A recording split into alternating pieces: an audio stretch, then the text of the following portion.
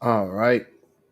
What is good, everybody? Man, this is a random episode of the TechTual Talk that I decided to do on the weekend, trying to go back live, see what we can make shake with all this, man.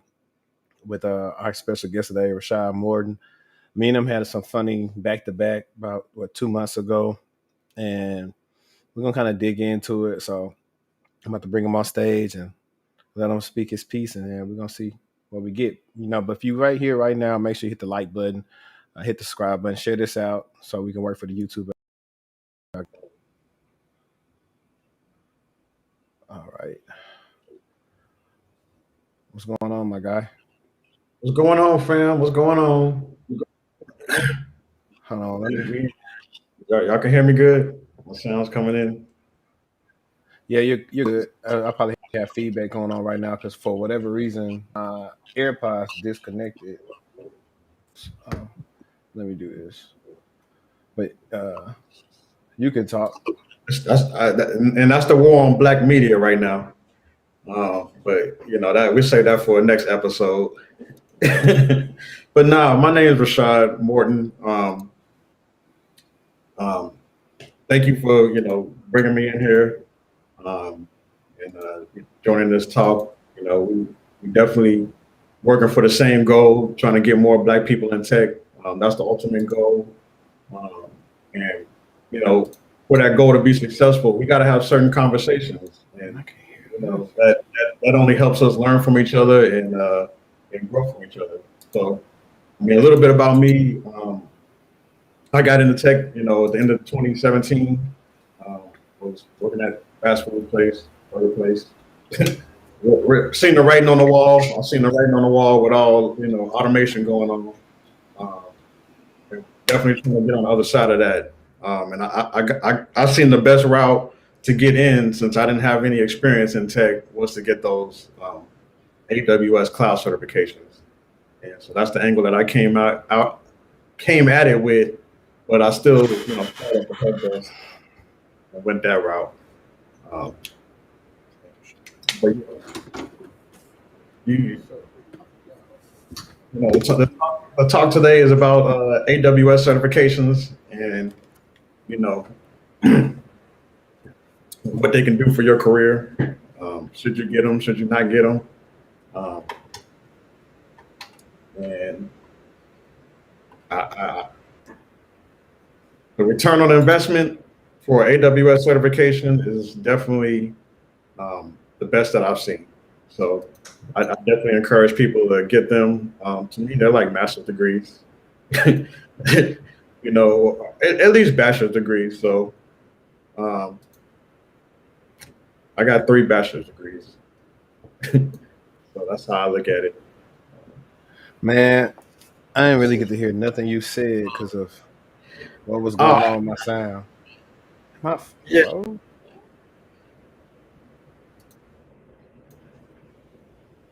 I can hear you now. Yeah, I didn't know what was going on. Then it got me. I don't know what's going on with the software. Oh well, we'll just keep it rocking. Yeah, that's the war on black media right now. It's all good. uh, they don't want to hear this, so you gotta troubleshoot. Um, but yeah, just recap a little bit what you said. no, I was just telling them about how I got in tech. As far as the end of 2017, before all the pandemic started, I kind of seen the writing on the wall as far as automation and everything, and kind of our position in this whole ecosystem. And during my research, I seen the cloud was going to be hot, and that's where I took it with the AWS certifications. Did my research as far as what the top certifications were, and AWS has been on that list for the last 4 or 5 years. Probably ever since I got into tech, AWS certification has at least been in the top 5. So yeah, I'll just give them a little history on me and kind of where I came from. I did, start at the help desk. Went to Amazon as an IT support associate. I did that for 8 months. They wouldn't let me transfer to the AWS side for I don't know why, but now I'm at another consulting company. I know where you're at. Yeah, yeah, but it's a good one. Um, but yeah, they're definitely taking care of me. So I'm actually able to do the stuff that you normally don't get the experience to do as people are trying to get into this cloud business. You can get the certification, but it's like a lot of people are like, how do I get the experience? How do I get the experience? Um, that's a valid, that's a valid point. Um, so that's kind of where I'm at. And Yeah, definitely a buddy of mine. He works there too. He actually was ironically interviewing. I think he's what was it, Amazon? I think he got an interview with Amazon. Uh, I think I forgot what cloud so he was studying for. So that's pretty interesting. Let's see. So how me and him came across paths on Twitter. Like Twitter is, I consider Twitter almost kind of like the wild wild west. Not really, because there's a lot of people that's just on there talking. yeah, But let's see if I can turn this down.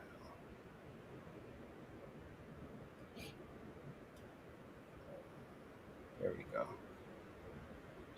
So, might be better. All right. It's a lot of people that's on there talking, don't know what they're talking about, and I just like whatever. But I'm a guy. I'm just a honest guy by how I came up in the game and how I move. So if I see something that go against what I believe, then I normally speak out on it. And I cannot. Earlier, we was looking for your tweet, what you said, which I can find it, but I don't feel like scrolling through it. But it was pretty much on lines to like get certified and embellish a little bit on your resume. And the next day, my tweet said, "Man said get certs and lie," and that's how me and you started going back and forth, on Twitter. yeah, Um, so I knew exactly what you said, and also the funny thing was at that same time I had already viewed kind of your path for what you did on LinkedIn. So I was really kind of dismayed. I was like, man, why he told him to do this because he did it the honest way. And so that's why I was like, nah, man, because I don't also, well, a lot of people don't know is my old job. I dealt with people who really ain't know what they was doing, and it caused us some issues, especially like if you're on my channel now watching, you can look into I think my security breach incident when I'm talking about like but they don't tell you what happens when you going through an incident. Like these people should have never been working with us, and that's what happened. So I'm always a big advocate of like just being honest, opposed to coming in, somebody thinking you principal level, and then they find out you entry, fire you, hmm and we got a short leash. So that's why I'm like that hmm because I didn't find out companies, if you just keep it real with them, but they like you good. yeah, yeah. And a lot of times it's not what you say, it's how you say it. Yeah. And I think what I said was true, but it's kind of how you say it. And they had a Twitter space like I think later on that evening or like the next day, Kanika Tolver and a few other people they had a Twitter space about that lying or whatnot. And the way that they broke it down was exactly how I was trying to say it. Like if you have the skills to prove your worth, boost that up on your resume. You know, it's going to be hard to get a cloud job if they seen you were a cook at Waffle House for the last 5 years. It may be hard to get a job just because you got an AWS certification. You know what I'm saying? That may not be all you need. You know what I'm saying? You're gonna have to put more on that. On that LinkedIn page. Now, I'm not saying say you a senior network engineer, but you gotta you gotta put all those skills that you learned while you were getting that certification. You know, find a way to adapt that into your whole LinkedIn resume. You know what I'm saying? You can't just and you probably know because you do some career coaching. We got a lot of people that send us these resumes, and they want us to refer them. And you're looking at this thing like, damn, um, you know, I know you just went through this boot camp and everything, but like, this whole resume needs to be redone. You know what I'm saying? Like, Yeah, no, that's facts. And one of the things I do with resumes is our first thing when they go through this little pre-consultant thing that I automated, I just review their resume, the mm-hmm, comments, and I'll know right there why you're not getting calls back. mm-hmm, And if I feel like you don't have the skills to go after what you're getting, I say, hey, you need to go work on this, this, and this. mm-hmm, And then, like you said, the biggest thing for people is experience. And I tell people to find meaningful projects that they can do that will help them out in a interview. So I had one guy, he really wasn't getting what I was telling him to do, and I was telling him to find a project to do until I broke it down. Hopefully he's tuned in now because he's been asking me about AWS search. So I'll say, hey, tune in tomorrow because I'm going to give people the option to possibly cam up with us. mm-hmm. And I was telling him, listen, go to a church or something like that. You want to, let's say you know anything about AWS or you want to build some type of system out and they got maybe like it's an old little small church. So you say, you know what, hey, how do you guys keep inventory of your members, what they've been given in tithes and all this other stuff. And they say, oh, there, shout out to Scholar. He's actually listening right now. Yes. So stuff like that. And they don't have that. So we just say, okay, this is what I can do, free experience.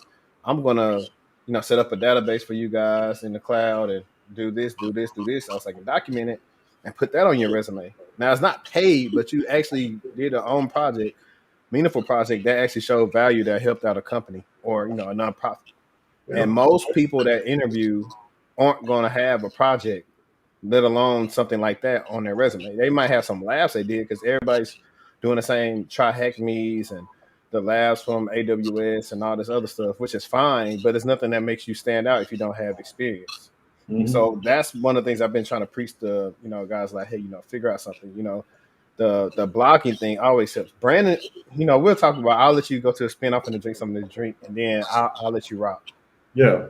But, just to kind of bridge that gap, is kind of, one reason why I started the whole Black Tech Networks thing, to kind of get people, we still new, but we need to come together as far as a group on one accord and start being able to build our own projects. Because there's enough, organizations in Black Tech, we got enough organizations, you know what I'm saying? And I'm encouraging people to start their own businesses and be leaders as well, so we can network with each other and do projects with each other. You know what I'm saying? Because I'm sure that, I don't know if it's people reaching out to you, but I have recruiters reach out to me all the time. Or not just recruiters. I had another sister, she was talking about an application that she's working on, and she needs, wants to know if we got React developers that can debug an app. Well, these are projects that, we can be working on that will, give our people those, that hands-on experience.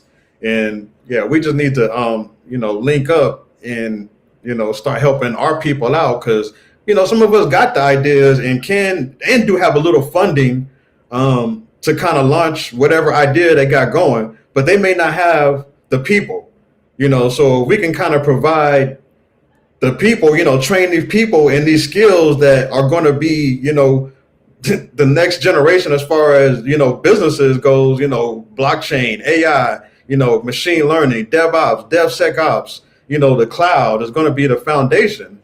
And we just staff our own businesses, and in those projects, you'll be able to put on your resume, and that'll, like you said, make you look better as far as when you're trying to go get this job. Yeah, that's facts, man. I think so it's been a lot of different things I've seen since I've been in this space for about over a year. I was always doing this, but I didn't really dedicate time to it like I did over the past year and some change. Is that there's a lot of different softwares and projects and stuff out here, but I still see some that give you a lot of fluff and not exactly what you need to know how to do. Mm-hmm. And so whenever I get the capital to probably do my SOC course the way I want to, I will make it as if day one, what would you do or what questions you would ask, if you was getting a new SOC job? Because some of the stuff they got now, which is cool, it just show you one part, but don't show you how to put it together. Um, Even something like cyber stuff, they give you a lot of information, but if you went through all that, you still kind of be like, okay, how do I put the bridge on what I need to do and how do I execute it? Well, hell, I mean, I just found out I was in cybersecurity 2 weeks ago. You know, Yeah. um, and that was from watching. Tamika Reed from Women in Linux. No, I'm not familiar with her actually. Yeah, yeah, you should follow her. She got a group called Women in Linux, and she does a lot of shows. But she came in talking about DevSecOps. Um, Yeah, that's blowing up right now. yeah, it really is. So, and that's what I do at my job. Like the infrastructure that we're deploying is like a DevSecOps platform. Um, so it's kind of cool because I get to work with all those tools like the GitLab, the Jenkins, Yeah. the Nexus, the Harbor, the Argo CD, like Yeah. Elasticsearch. Real quick, since you in cloud, do you work with identity and access management? Because I know a lot of people come from help desk actually technically are doing a lot of stuff where I am, but don't know they are. Yeah, And they yeah, could, like you said, highlight that. So you can actually highlight that on your resume that you actually been doing identity and access management. And you yeah, can actually find an IAM role as well. yeah. Um, Everything you learn on the AWS certification, you're not going to be doing at a job. Yeah. You know, a lot of these jobs have the positions broken down to where, yeah, you may just be messing with IAM and creating users and groups, but a lot of companies are short, so they don't have, basically the DevOps engineer today, in my opinion. I haven't been a DevOps engineer in every organization, but at least in my organization where I'm at, the DevOps engineer is a cloud engineer. I mean, I've created my own users. I created users for my team. So I mean, yeah, we mess with IAM, create roles, and like launch our own infrastructure. So you're basically doing everything. I mean, you're basically doing a little bit of everything. So the cloud certification just laid that foundation. So you know, at least of these services, and you can offer. Say my team, they just got instances running all night. Okay, I know, if we add tags and we can shut these instances down, we can save money. So that's where your knowledge, as far as all these AWS certification, all these AWS services, and having a certification gives you the upper hand, because you can save the company money as they're experimenting with all these different services, and you can recommend, like, sometimes I don't even do stuff. I just recommend, they doing stuff, and I see what they're doing. I'm like, hey, why y'all don't use this? And they just don't know about it.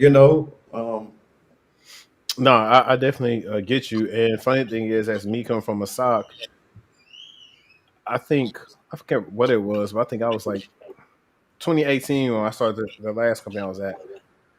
I really was clueless about AWS. So I'm getting alerts about S3 buckets and instances. I'm like, man, what is this? And so it actually, behooves you if you're in a SOC to at least get, your cloud practitioner or even Azure fundamentals or GCP's fundamental one, because it just makes your knowledge of kind of, okay, this is what they're doing. This is what the instance for. This is what is EC2s and VPCs and regions and all that, the different AWS lingo. You will kind of know what it is, and then I would see automation with like Jenkins or Datadog or anything else. I would see in the environment. So I say, okay, this person is doing some work. But some people who didn't don't research like that, they kind of get scared. So, oh, what's this? I'm like, just research it.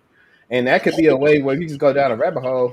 I might want to do this. Let me reach out to this guy, see what he's doing and what he do at work. So that's kind of one of the ways you also can figure out what you want to do. Yep. Now, let me ask you a question. Who told you about AWS like in your career? Like, not I about. think I heard about it. I'm trying to see when I was with McAfee. Did I hear about it? Maybe. I know I probably seen some rumors on like on Google or something like that, but to actually just sit me down and show me what it is, Mhm. Nobody. It wasn't the fact until we was getting the logs in Splunk to where I was like, man, what is this? And then reaching out to the principal analyst, and he's like, this is why S3 buckets shouldn't be public. I'm like, okay, Yeah, yeah. so But yeah, and that's another thing. Getting my Terraform on for automations. Yep, get that Terraform. And that's that. and what Honestly, Kubernetes too, right? That's the big yeah, one now. Everybody talking about Kubernetes. yep, yep. If you could just say Terraform and Kubernetes, you should be able to get hired right now. I mean, you may have to do a little more than that, but I mean, learn. Yeah, these technologies are not hard to learn. You can go on Minikube and start a Minikube, a Kubernetes cluster on your local laptop right now. You could download Terraform right now on your laptop and launch infrastructure into AWS. So like you would go into AWS and like create an S3 bucket, like manually, and create an EC2 instance and create a VPC and create all this stuff manually. Well, now they just got Terraform scripts, and it's just they just got the Terraform scripts, so they got it all coded in little modules, and all you do is just Terraform applied, whatever, a couple little codes, and you're launching all this infrastructure in AWS in like 20 minutes. Bam. And that's automation. Yeah, listen, I'm glad that you said that also because some of those things I did do, which in my cloud practitioner video that I was talking about when I passed the cert, I put two of the courses that I took for it, but those were some of the labs in there. And free game, everybody. Record yourself doing some of this work, put it up on a little blog or a free site, and you can send them as links when you sending stuff out to recruiters, and they're like, okay, they know how to do it. Mhm. I think I can remember. What's it for this role? I don't know. So many roles. I have a role. I have a video right now of me working like an incident response role. The video is like an hour long, and it actually was longer, but I cut it up. And I'm just talking through one of these Splunk incident response things using that data set they have. And so now me talking through it and working through it and not just reading the directions and just going to it, they're knowing, okay, he knows how to do this. So you can use that to your advantage. That's one of the reasons why I made the channel. You get to see me talk, you feel how my personality is.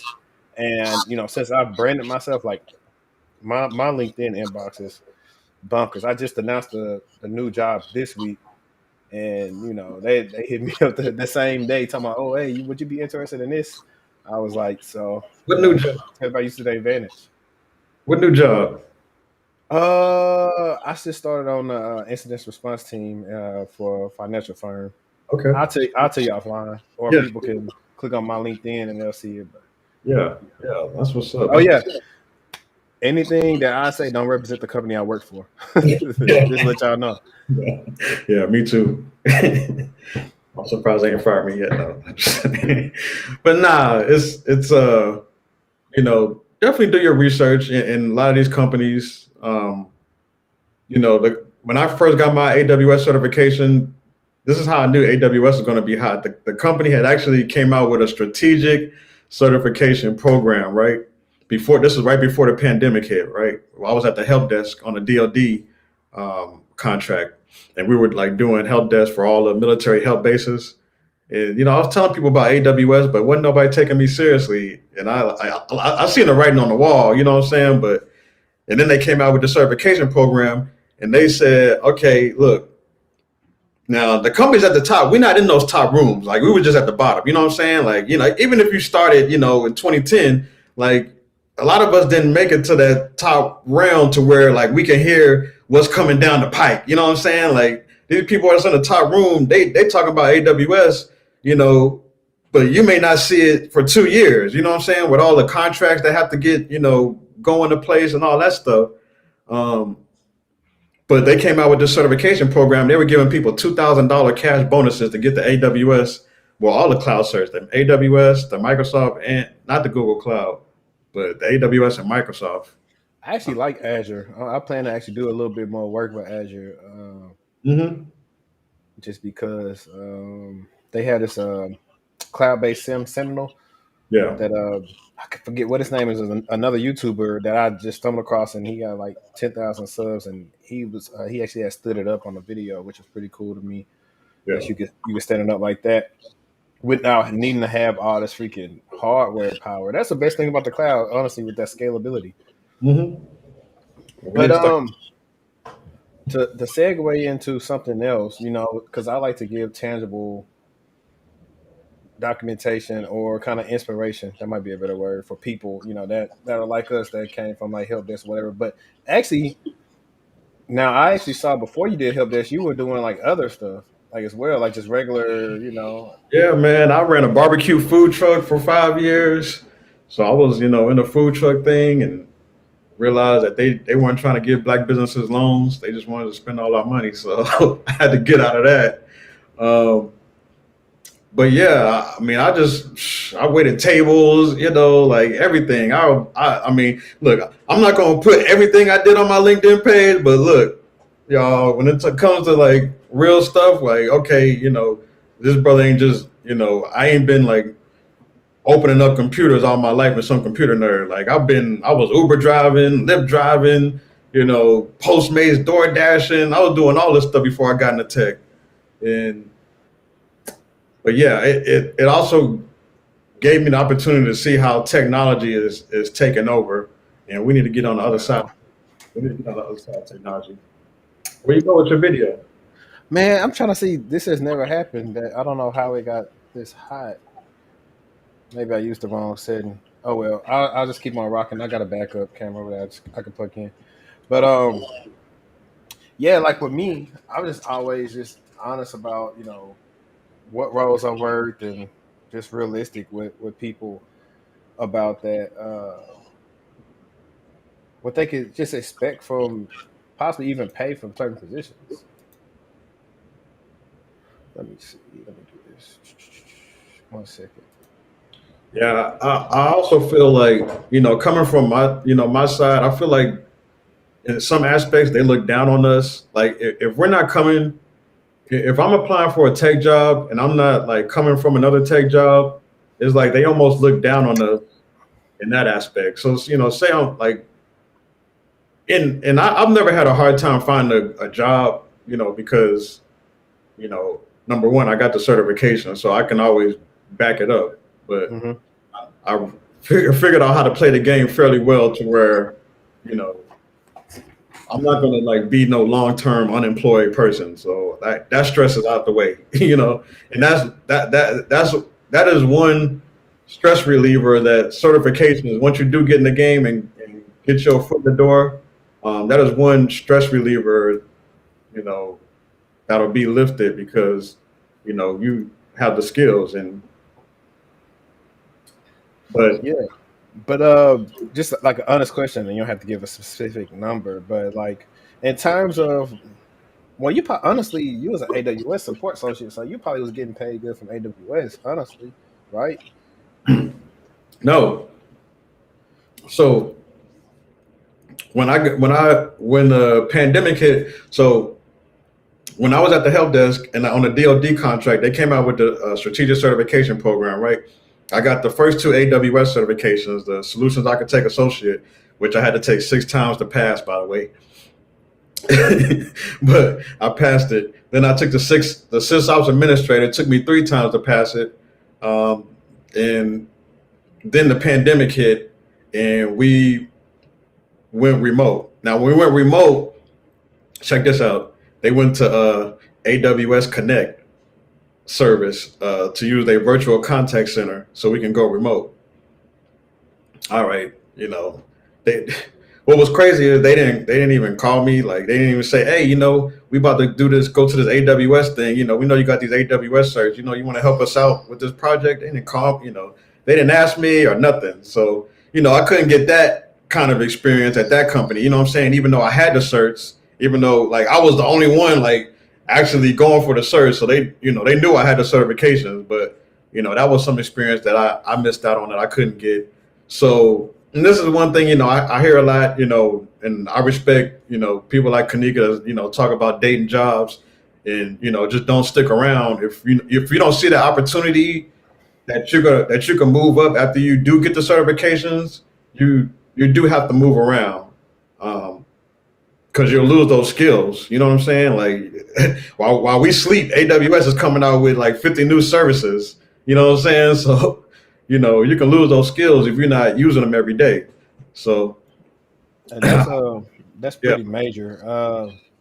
I'm an advocate for job hopping if it makes sense for you. If it don't make sense for you, like I wouldn't tell people like my last situation. I stayed there for 3 years, and I wasn't job hopping only because they kept on increasing, my pay and my roles and let me do different things. So I was getting value out of that, and I Mhm. was using it as a base to say that, we pretty much started when the maturity level of the soccer was a certain number, and me being there 3 years, we raised the maturity level. So I could speak to that through 3 years, and you saw that I moved up, and what my increased um, responsibilities were at the role. Mhm. But I also was using that for experience now because now I'm bridging the gap with my incident response path that I'm doing now to where this next role, I'm probably looking at being a director somewhere. And also, my old director left our company too. He black like us, so that also was like, you know what? I didn't feel bad about putting.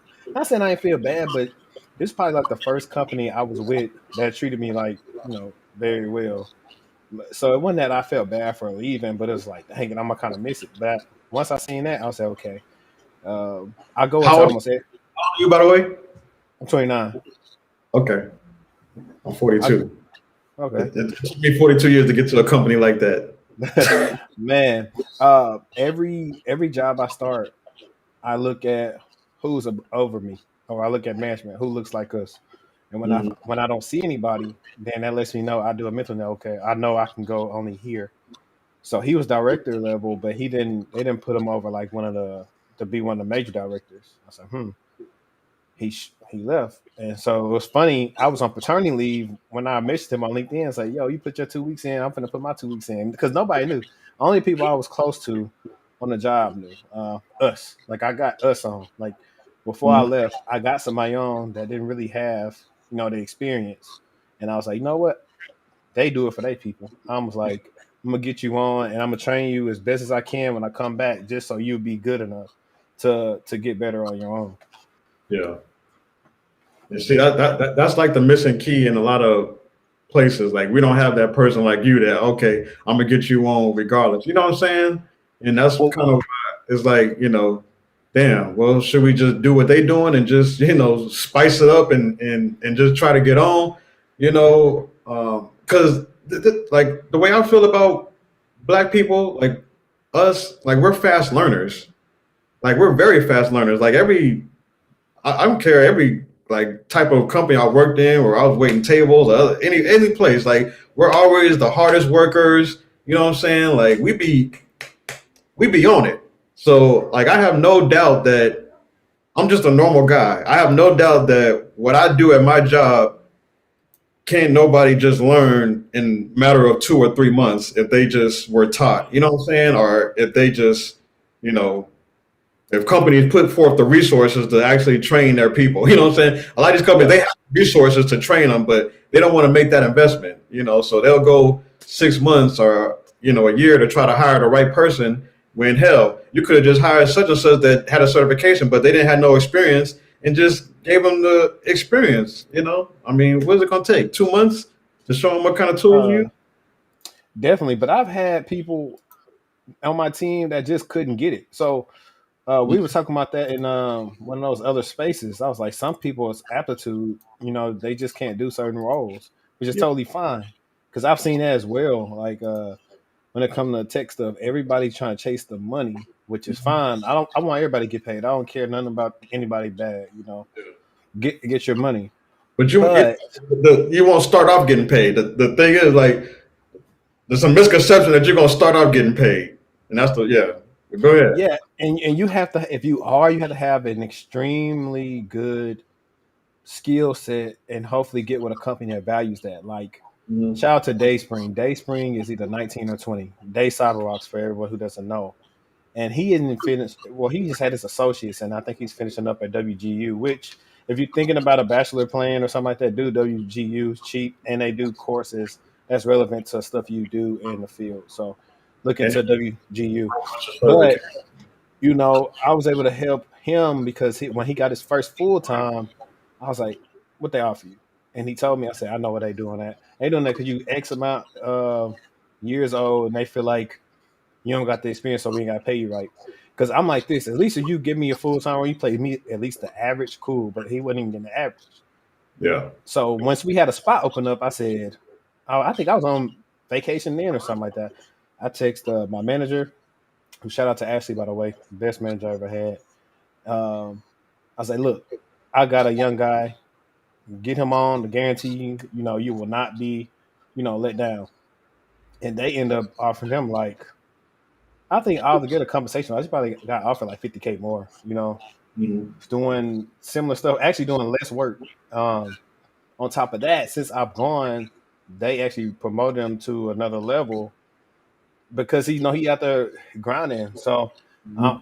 I'm almost segueing into also letting people know like roles. You don't just start off with roles with a lot of money in the beginning sometimes, but if you have friends in high places, it works. So network, and if you were looking for a mentor, you have to come correct. I had a young man kind of, I don't even know how old he is, but he kind of came into my LinkedIn inbox a little too fresh. If it's Probably somebody I kicked out of my group. huh? It's probably somebody I kicked out of my group. Well, it was just like he never. We hadn't established that rapport for him to kind of, no. It was kind of so lackadaisical. If you coming to me on a professional site, want me to be a mentor, Yeah. and I just gave him a rule of thumbs, like if you want a mentor, you need to come in and show me your value and show me like what you're working on, and then I might take an interest in helping you out some. But just because you reach out to me doesn't mean, especially if you reach out to me in the wrong way, which he probably was just nervous. I still end up talking to him, and I'll probably end up replying to him again because I forgot to reply to him. I've been busy this whole week, but um, yeah, guys, just network, put your head down. Like Deirra was telling people, like people want to jump past everything and not know the fundamentals. You got to understand. Sometimes you can look up into a role, but then you might plateau right there because you don't have the fundamentals to take you to the next level. If you guys watch anything with sports, or me and you drummers, right? Mhm. Sometimes you can be naturally gifted, but the best drummers know all their rudiments and know how to do them, and they can count. They know different. They can play in 4/4, 3/4, anything, Mhm. and they can play with anybody because they got fundamentals. It's the same thing when it comes to being a tech. Yeah. Having fundamentals to whatever your skills space is can keep on helping you elevate. If you don't, then you'll get left behind because you don't remember them. So that's all she been trying to tell people, and people been getting mad. Like she's trying to gatekeep. Like, nah, just work on the basics. I'm a boxing guy. I was surprised Deontay Wilder got that far, but just the lack of boxing skill, and it showed up when he went against somebody his size that could box way better than him. Same thing Mhm. happened at work. You going for a role, and then this person right here know how to do all this stuff, or either stuff you forgot that you don't know how to do, and now you out of luck. So that's all we trying to tell y'all, man. Y'all be okay. Stop falling in love with the timelines of the people who are making good six figures and above. They put in work for that. Mhm. And what you should be falling in love with is the job descriptions. Like, look at these job descriptions and look at what the skills that the companies want that go with that job. And I think that's probably what's missing.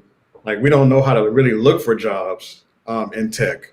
I don't know what people or how people are looking, but I mean, I could just go on LinkedIn and just type in AWS, and you're gonna get 190,000 something results.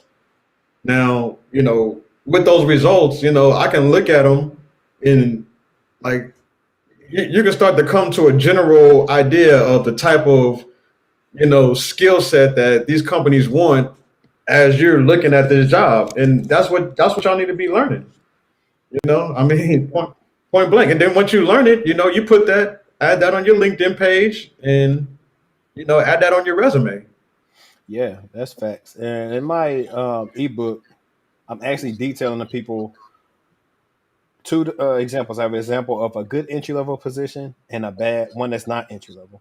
Because people don't know, so they're getting caught up on what they perceive to be actual entry level, and they're Mhm. chasing certs that aren't entry level. Yeah. Do you think we And need now, entry level positions anymore though? do I think what? So do you think we even need to go for entry level positions? Honestly, so when it comes to cybersecurity, some of them aren't really entry level because they expect you to have some type of Yeah. knowledge of like IT and databases and other stuff. But if you have no experience whatsoever, like you just gotta, let me see, what did this person say? Because this is probably a good example. Like, okay, let's say, but if you have a certain no experience with it, most employers tend not to consider you. That's not all the way true. It depends on company. So you're right and wrong. If you get a chance, you probably just got in here, but if you get a chance, wait till watch this at the beginning. I detailed about what you can do to kind of bridge that experience gap. Um, but the reason why I say that is because you got people trying to go chase all these certs, trying to get CISSPs with no experience. Yeah. Now they come back thinking that they deserve X amount of money, but they don't. They just got some certs. It don't mean a lot of nothing. Yeah. Whereas if you just focus on the stuff you need to know skill wise, and you get an entry level or mid level, and sometimes a company like you so much, like that's what was good about Optus. I referred a girl in for I think a regular position, and I would say, you know what, you got the skill set to be a consultant, so we're gonna put you in as a consultant, Yeah. and they gave her a consulting gig. That can happen too. I ain't gonna say it's gonna always happen, but that's what we kind of gotta get to is like we just talking about focus on the fundamentals because I don't know like I said, unless you know somebody, it's hard to get you past a mid level role. And some of these roles, what you'll find out is that honestly, your workload really ain't gonna be that much. You might work 4 maybe 5 hours a day, maybe. You know, Yeah. uh, I was How do you I feel was about people that doing are going how you feel about people that are going to school for like cybersecurity? Because I've seen quite a few people like at the help desk that have graduated from cybersecurity schools. Um, Are you talking about like those boot camps? yeah, the boot camps, or even like the DeVry, or some of these schools where some Um, for-profit schools.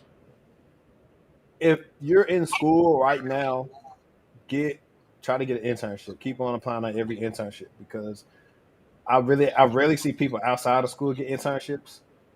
Speaking of, go on my LinkedIn right now. I actually just shared a person looking for some SOC interns. He said I think they're looking to hire in January.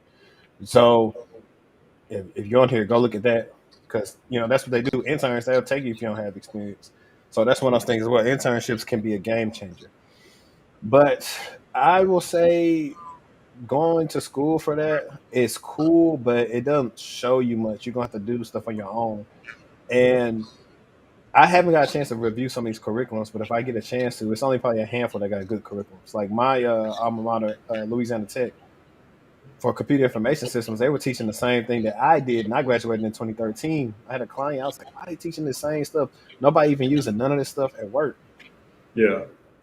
which Yeah. made me be like, fam, like, what's going on? Y'all just taking people money because they out here struggling because they don't know nothing. Hmm. Nobody's looking for you to know how to do Visual Basic. Nobody care about Microsoft Access. Yep. Yep. Yep. So I definitely it really it's hard because a lot of parents don't know. Um, a lot of parents make tell the kid at they're 18 they're grown, so you Mhm. can pick your own school, and that's not the case. It's hard for an 18-year-old to figure out what they really want to do. With Yeah. me, I want to be an architect, and I realized quickly, I'm not that good at drawing. I ain't gonna be that good at drafting. Let me go do something that I might be interested in, and that's how Mhm. I ended up moving in the way that I moved. But even then, just going, I probably had a couple of classes in my major that I learned something. Other than that, I learned most of everything. Within your first 2 to 3 months, your first job teach you more than school ever Yep. did. Yep. Like even something simple as like email etiquette. Like they need classes on email etiquette. Some people don't know how to send emails. Yep. So help desk taught me a lot of that. Yep.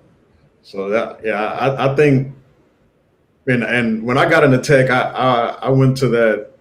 It was a school called Hallmark. They had a 2-year like bachelor's degree program in information systems or whatnot. So they were going to let us get the CompTIA A plus, the Network Plus, and the Security Plus for free. Or after if we pass it the first time, it'll be free. But if we don't pass it, then we got to pay half off. Um, but they weren't talking to nothing about the cloud.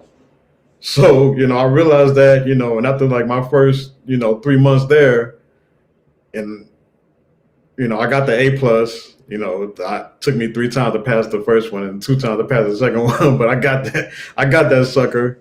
And then I was like, okay, I can stay here and do all this, and then be in more debt while technology just while Mm-hmm. everybody's getting, what I'm saying? Like the people that are already in the field, like they already, and once I got in the field, I realized that people still weren't on the cloud, but it enabled me to find out what these companies are using. You know what I'm saying? Like, what are these companies using? Like, what's the system? Okay, you're using ServiceNow, you're using Remedy, now I can start putting these ticketing systems, on my resume. Okay, I Yeah, know how to use Remedy. I know yeah, how to you can use. drop one. I start off with Remedy. Snow is like big. They stock is big. You can, man, it's so many different jobs. Just if you niche down into working with ServiceNow or Remedy, you could get a bag. And that's something else, guys. If you want to niche down, focus on softwares and see if you can, how you can start off with a software because they always need people to be Mhm, subject matter experts. mhm. Now, how do you feel about people that have no experience with those ServiceNow and Salesforce certifications getting into the field? I say go for it. If they're able to pass the certs, then if the company hires them, hire them. Because I mean, it's a little different. I've never tried to work on Snow or any Salesforce or anything like that on my own, so I don't really know what you have to do with it. But if you can pass the material, I feel like you can do the job. Because I've Yeah. seen a lot of people that get in and do it, and sometimes you won't be unless you like start off sometimes on a low level job or see somebody that kind of put you on game on. You won't even know about the software until somebody tell you about them. And so Mhm. that is one of the bright spots about Twitter. If you find the gems of somebody throwing out some softwares you never heard of, look them up. Like I just made a whole post on my Instagram a couple days ago about endpoint detection and response and a couple of softwares on there to where you might want to niche down in one of those platforms and get paid Mhm. just to work on those. Yeah. Even Splunk. Yeah, definitely. Well, Splunk is cool. I say it's hit or miss, but depending on Yeah. how to get your experience using Splunk. Now, granted, you can get a dev license or you can download it on your own, but still a little different when you in a production environment. Very Yeah. different, especially if you got a high maintenance client that wants you to do all this other stuff, like our client was with our Splunk engineers. Like, if you didn't know what you was doing, it's going to show up. We had a lot of people quit, a lot of people. They were certified? So that and so yeah, I mean, it's certified, but it's even still other stuff that you just don't know. Like you got to be aware. It's like Yeah. shout out to John Landers. He's like I call him like one of the smartest guys I know or worked with. He's a beast. He know the best way to tell somebody no and the best times, and I would just laugh. I learned everything from him. That's another thing, guys. When you start a new job, you don't know a lot. Find one of the smartest people there, and don't just bug them. Try to do your due diligence first, and then come to them, and they'll help you and soak up everything you can. And that's what Hmm. I did. So once I started getting him to speak good of me, I had made it. Yep. You know, um, sometimes it is hard to be around those people since a lot of us are working remote now. Um, but I don't know how that is affecting the whole learning process, sort of say, of us going to the next level. Like say, say things maybe a little different now. Like if you were just starting a tech job now, at the help desk, and everybody's remote. You know what I'm saying? So you're not around those people Yeah, talking yeah, to. You know. definitely. But it's just the wealth of knowledge being shared to me is better now, in Hmm. my humble opinion. Just because, like I said, when I was trying to break in 2012, 2013, it wasn't this type of information out there for me. Like I had no clue. Like all I had was somebody that kind of worked in the government that told me get a SEC plus and get a CEH, which is bad advice for the CEH because it's trash anyway. But um That didn't help me none. So I did my dirty work, 2 years help desk, almost a year at a knock job before I got my first sock roll. Mhm. But I got there, and I've talked about that before. I may go in on that on some more podcasts in the future, but it's all about positioning, being intentional with your time. That's why I'll keep on, shouting my ebook out. Is I give you kind of like a high level way of figuring out how to get to point A to maybe point 2A, because I can't tell you the stuff in the ebook is going to get you to your end goal, but it might get you to that stepping stone role to get you to the next role. Which I discuss how my role, the knock role, got me from Shreveport Bossier to Dallas, which I knew ultimately I was going to find my security role, which I did, just from lack of things. So some people gotta look at it like that. They trying to hit the grand slam and move. I'm like, sometimes just if you can at least take a lateral move, and then network your way, you'll be okay. Because sometimes just waiting around for that perfect pitch, it's not gonna happen. That's what I did with Amazon. As I went from the DoD help desk job to the Amazon job, that was just a lateral move. It wasn't a pay raise, Hmm. but I feel like I was going to get my foot in the door to see if I can Right. get to the U.S. side. But what happened there is, and this probably happens to a lot of us too, is um, we get what's called D-level. It's I didn't know what the term was, but because I honestly, until I got to Amazon, I haven't worked in a corporate structure to understand that there's actually levels in a company, and that matters, as we're applying for jobs on the outside. I can't see, this AWS engineer job. I can't see what level position that is, but the company knows what level position that is, and they could bring you in at that level or they could bring you in at a different level, but you don't always know that, from the outside. So I applied for IT support engineer position at Amazon, and they asked me a question about spanning tree protocol, and I told them I didn't know nothing about it, but I still had the two AWS certifications at the time. So they ended up bringing me in at the lower level as an IT support associate instead of an engineer, um, at $25.36 an hour with two AWS certifications and the Azure certification. So basically, I'm just walking around like plugging stuff in, like it was such a wide range of things we were doing, but um, it gave me an opportunity to learn Linux. So before in these other jobs, I was just working with Windows. I heard about Linux. I knew a lot of the cloud is built on Linux, and that's like a fundamental skill you need to learn if you're going to be learning the cloud. But as far as like seeing it in the actual production environment in a company, um, Amazon was the first. Um, so that gave me that exposure, which was good. And they had access to like a crap load of free resources, like all the A Cloud Guru, Wiz Labs. Like we had access to a whole bunch of like free learning resources. So I just soaked all that stuff up and got me another cert and put that stuff on my LinkedIn page. And I didn't even have to apply for the next job. The recruiter reached out to me for the next job. All right, I'm back. Appreciate you holding it down for me. Oh, oh, did you see this right here? What is the best AWS cert at the moment? I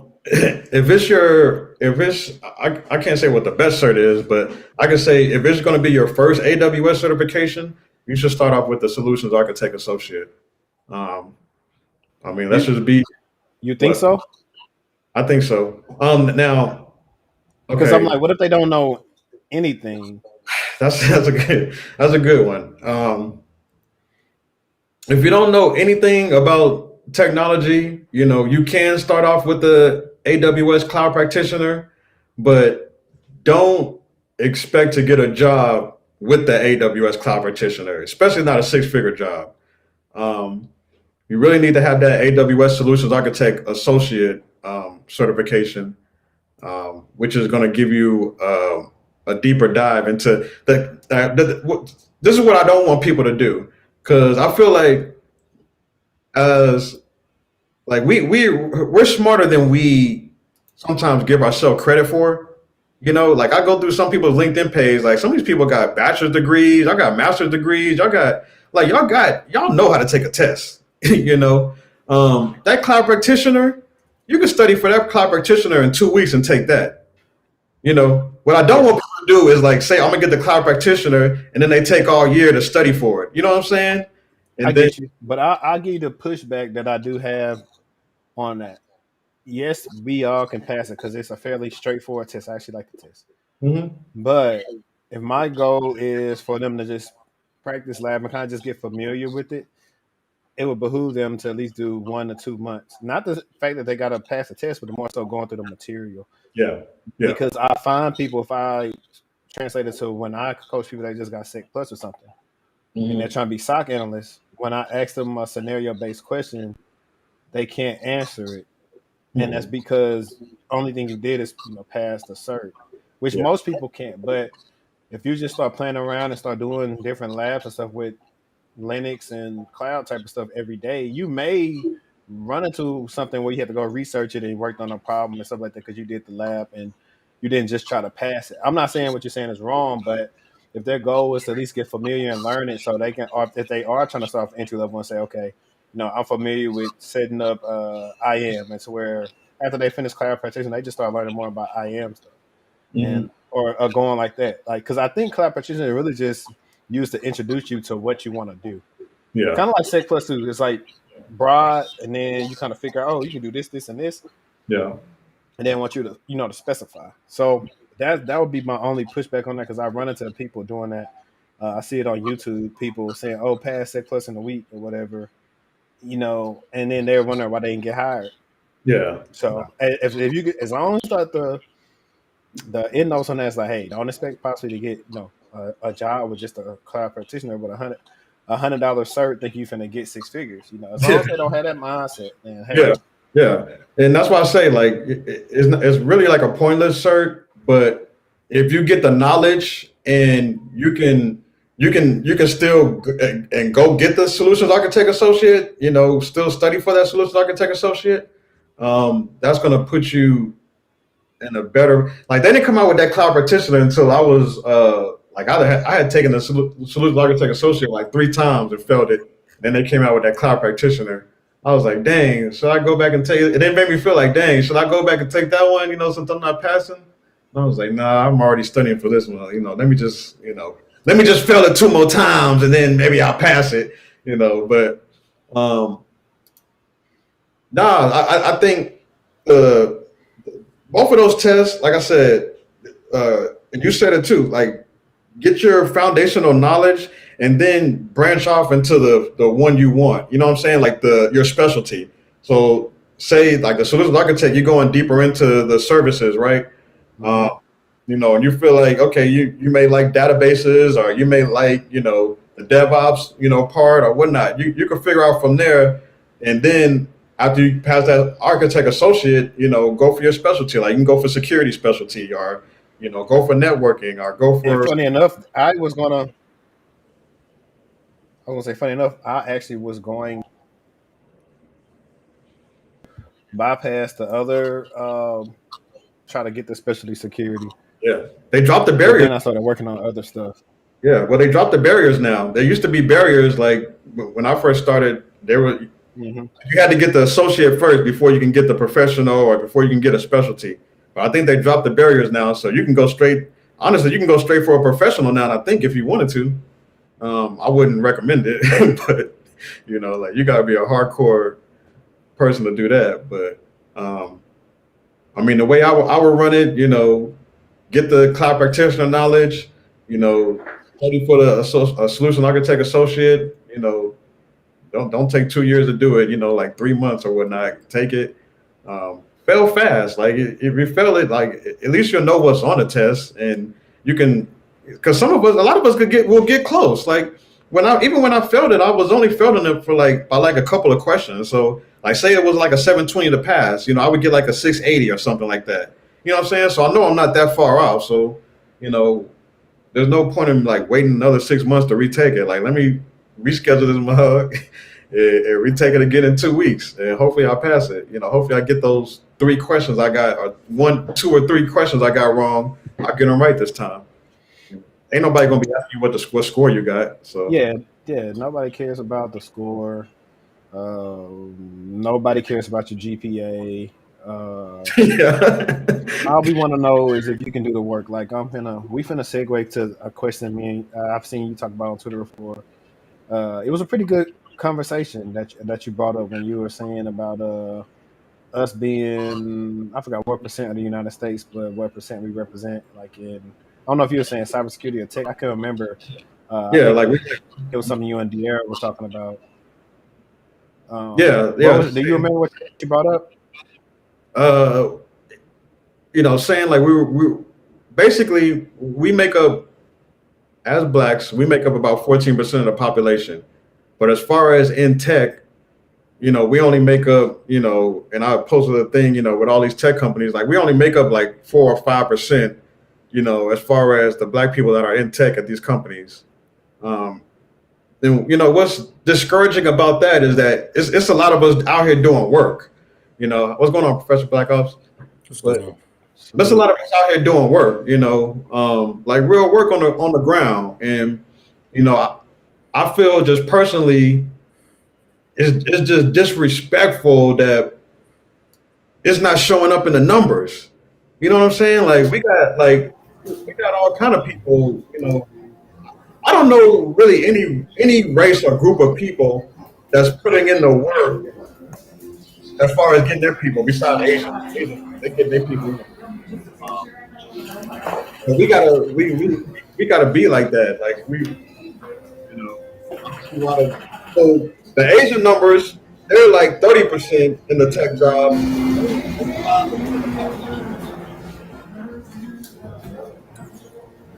And so in the discussion was, um, how does politics affect those decisions? And we were just going back and forth that, and it was a good conversation, and just trying to get people to see like we can't disconnect politics from what's going on in black tech, because the policies that are being made in the government are affecting what we're doing in tech. I mean, we can put in all this work to get, I was saying, like, we can individually do good. Yeah, me and you, and we can get some other people, we can individually do good, but collectively, are we making a difference at these tech companies and putting pressure on them to where, no, y'all can't go lobby Congress and put everybody in front of us, and we putting in our time to help our people mentor, like these other they're not mentoring our people, like they're not mentoring their people like we are mentoring our people. You know what I'm saying?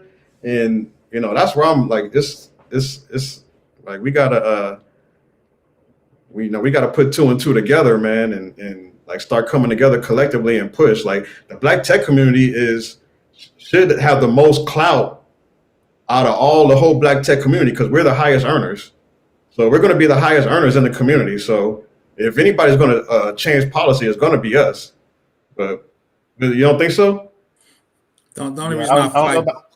Go ahead, Tech. My fault. No, you good. I was gonna say I don't know about highest earners only because it's I only mean, maybe a few. I want to say it's only a few of us at the very top of certain these places, and their total compensation is crazy. yeah, yeah, So because now we're getting into you've got like close to 10 years. You're most of the roles that you interview for, you might be close to 200 plus TC or whatever. But then you got the people that's going 400, 500 C level. A lot of us aren't up there on that level just because of barriers to entry. yeah. But I'm gonna let Professor Black Ops rock, and then I'll let Roman rock since they cammed up. Anybody else that want to cam up, the link is in there. We can only have 10 people at a time in here, so you know what I'm saying. Let's get it. That's cool. The only reason I disagree with you, Rashad, I think your point is, but if you look at us from image perspective, we still nerds on the movies, man. So when you talk about nobody gives respect nerds till they figure out you trying to make 100,000, right? Yeah. So that's the only reason I kind of shook my head. I agree with you, but we still don't get the respect we should get, right? Yeah. I'm probably the oldest dude up here. I've been in IT for 35 years, man. I'm 53. I got my first programming it. I got my first bachelor's in computer science in 1990, and I got my MBA in 95. So when y'all talking about y'all 29 and 30, I just start laughing. I got sweaters older than y'all players. So, I've been in this game a long time, man. And two is I worked at DOD. They offered me a job at 13, but I jetted and got a better job. You know, I'm trying to get that accreditation money, like my man said. I'm peaking at 200, so I'm trying to get there. Yeah. But long story short, with my background in cybersecurity, I'm just trying to get my my AWS cert so I can go from on-prem to in cloud, because that's the future, right? So that's what I'm trying to do. So I'm getting there. And like I said, the crazy thing is, since I do a lot of security reviews, I review a lot of stuff in the cloud, and I just put my on-prem knowledge to the cloud, right? Because the VPC is a network, 3-tier architecture, right? Controlling your traffic, controlling your UDOD, FIPS 140-2 encryption, you know, all that good stuff. So I just came up here to support y'all, you know, and just to live my 2 cents. And two, we can chop it up about instant response. That was a great video. I did that for DOD for about 10 years. So all that was on point. So I just came up here and I actually got to do part 2 of that. Okay, that's cool. I'm gonna check it out. Long story short, I'm just letting you know, old dudes got to keep their skills up too, because you could disappear out here in these streets if your skills ain't up, man. So I need I'm to get old you on and here grinding though, because you've been in this thing, 30 years, so you have a level of insight that nobody has. Because like we were talking about earlier, a lot of kids, want to run before they can crawl. Oh, and they're not understanding that that ain't gonna last long. Because no. I always tell the people, it's like, if somebody really starts zoning in on you, they can tell who BSing, and they'll get you out of there. And I can tell with 3 questions if you bullshit. I can ask you 3 questions, and I know right away if you real or not. And tech, with us being black, it was 4 black people up here, all various ages. It ain't that many of us, but now all of us know each other. And so if one of us mess up, like these 2 gentlemen on the right hand, they actually work at the same company. They just don't know it. But if somebody messed up, then it's like, I remember that y'all worked with him. Don't hire him, because it's a small knit InfoSec community that people really don't even understand, and people out here just moving and talking reckless on Twitter and YouTube, and I'm like, okay, you done pretty much almost possibly not even got yourself hired before I ever met you, just because you go here talking stupid. 100%. And it's not that many of us, like you said, 4 or 5% of us. This last job was the first time I had. There's about 3 of us on one team together. Surprisingly, me, Tay on Tech, and then my other guy. So that was only 3 times on the sock. Like, that was crazy. Because normally when I did help desk, everybody looked like us mostly, because they're hirers for that. Oh, facts. You was on a team with Tay on Tech? Yeah, that's my guy. We worked together at McAfee and Optus. Okay. Yeah, because I'm usually in the C-suite, man. I talk to the CISOs and CEOs. Like you said, when you get at that level, you don't be any brothers, and I'm really just an advisor, because I'm at that level where we do insurance, we talk risk at the top level. So I got to tell the CEO what's his risk from insurance perspective. So I've been in those meetings. I'd be the only one, man. It'd be crazy, man. And I was whispering that to my boss, because we go way back. She a white female, but she come like, where the brothers at? And, she looked to my face. She said, you bring some brothers with your degrees, I hire them. I couldn't find any at the time till I came to YouTube and started meeting people. It would just be me, man.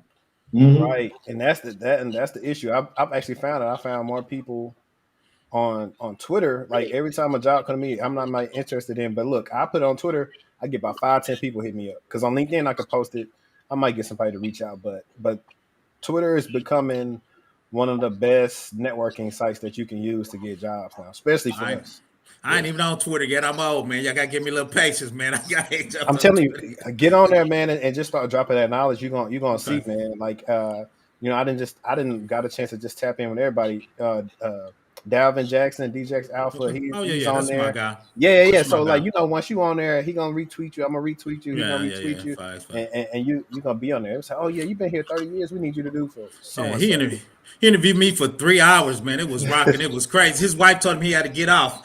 We was chopping up for 3 hours on his channel. So yeah, that's surprised my kids ain't run out the room now. That's all good. We love kids.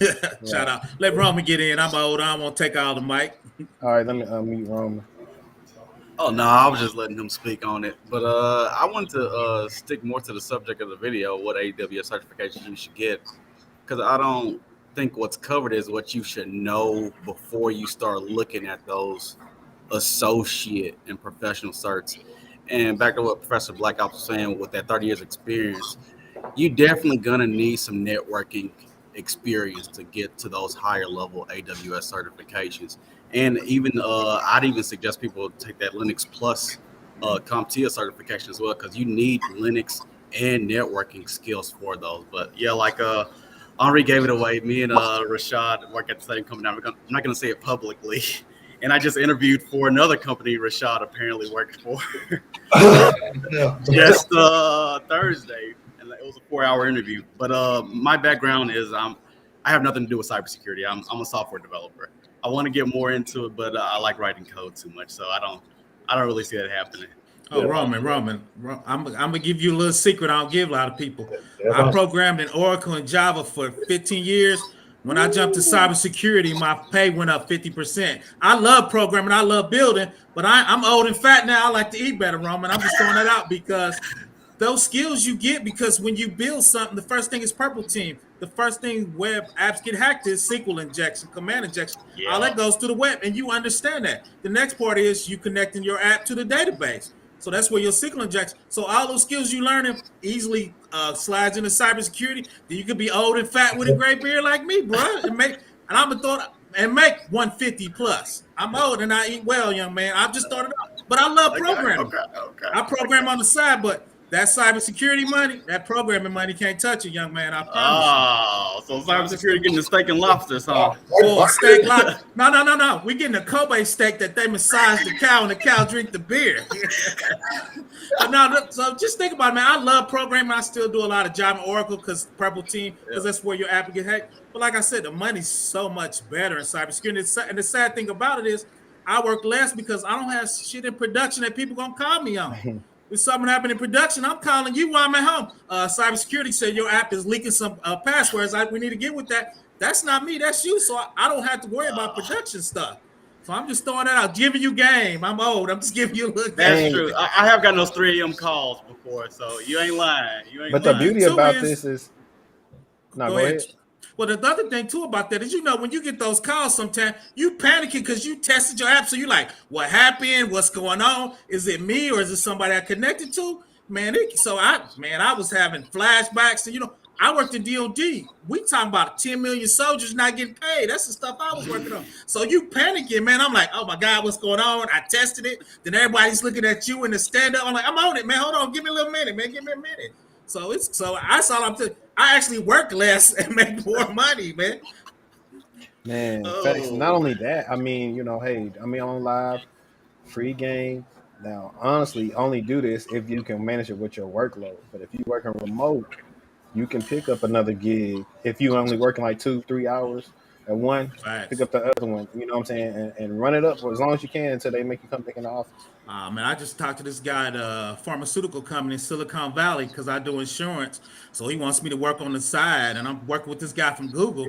He talking about, maybe paying me $150. I almost blacked out at $150 an hour. Not a salary, $150 an hour. It's not gonna be full time, but it's stuff I can do because I've been doing my job forever. Right. But those skills you get, though, if you want to, those easily slide into cybersecurity because most of your attacks are coming from the web app. Because they poorly programmed, they're not checking their validation. Once again, they're not doing SQL injection. All that stuff really comes through the app. That's the first thing that gets hit, man. So, like I said, I programmed for 15 years, and I got in cybersecurity at DOD, and people were offering me so much money, I was confused for a minute. But look, the beauty about this now is you got one of the things I also want to do with this platform is bring people together that have all different skill sets, because I would love one day to have a company that has just about subject matter experts in almost everything that look like us, and we running everything, and we charging what we want to charge, and they pay us because they know we the best, and we can hire people that look just like us. So that's I've been learning about how to do your own consulting thing federally and stuff like that. So that'll be in the works. Roman knowing how to program, I'm gonna say let's see if we can develop a SOAR tool that's better than Phantom or XOR. Let's see what we got. Yeah, And you can just go from I there. tutor students on the side for my own side business. I just had to restructure my LLC and stuff like that. So I know how to teach people to program easily. What's your stack? What's your full stack? So right now at my current company, it is Java, actually Java Spring Boot. Stuff like there you go. I'm almost hugged you. I'm Java Spring. You got Hibernate for the back end. Yep. There you go, man. See, I almost hugged you. That's the stack. That's the stack, man. Absolutely. But my first stack, my first job was actually React, for front end framework, and it was Mongo for the DB, so like that. And we were running Node back in. So, well, let me know, like Rashad saying, what I'm gonna do when I'm reaching out to people is, and I know a lot of red team people. I'm setting up my first AWS. I believe I'm a fully stig it, make for security, harden the programming app. Then I know three red team guys. I'm gonna have them attack my app to see how good we are and see where we at. Then that way, like Rashad said, you can use it as a portfolio to say, you did this the red team. We watched the attack through the logs, like my man said, so we can get his instant response on. So I'm gonna try to do that. And I've been talking in 2021, 2022 is when I'm gonna start labbing. So if you want to, get a piece of that, just let me know. Like I said, I'll hop in on that.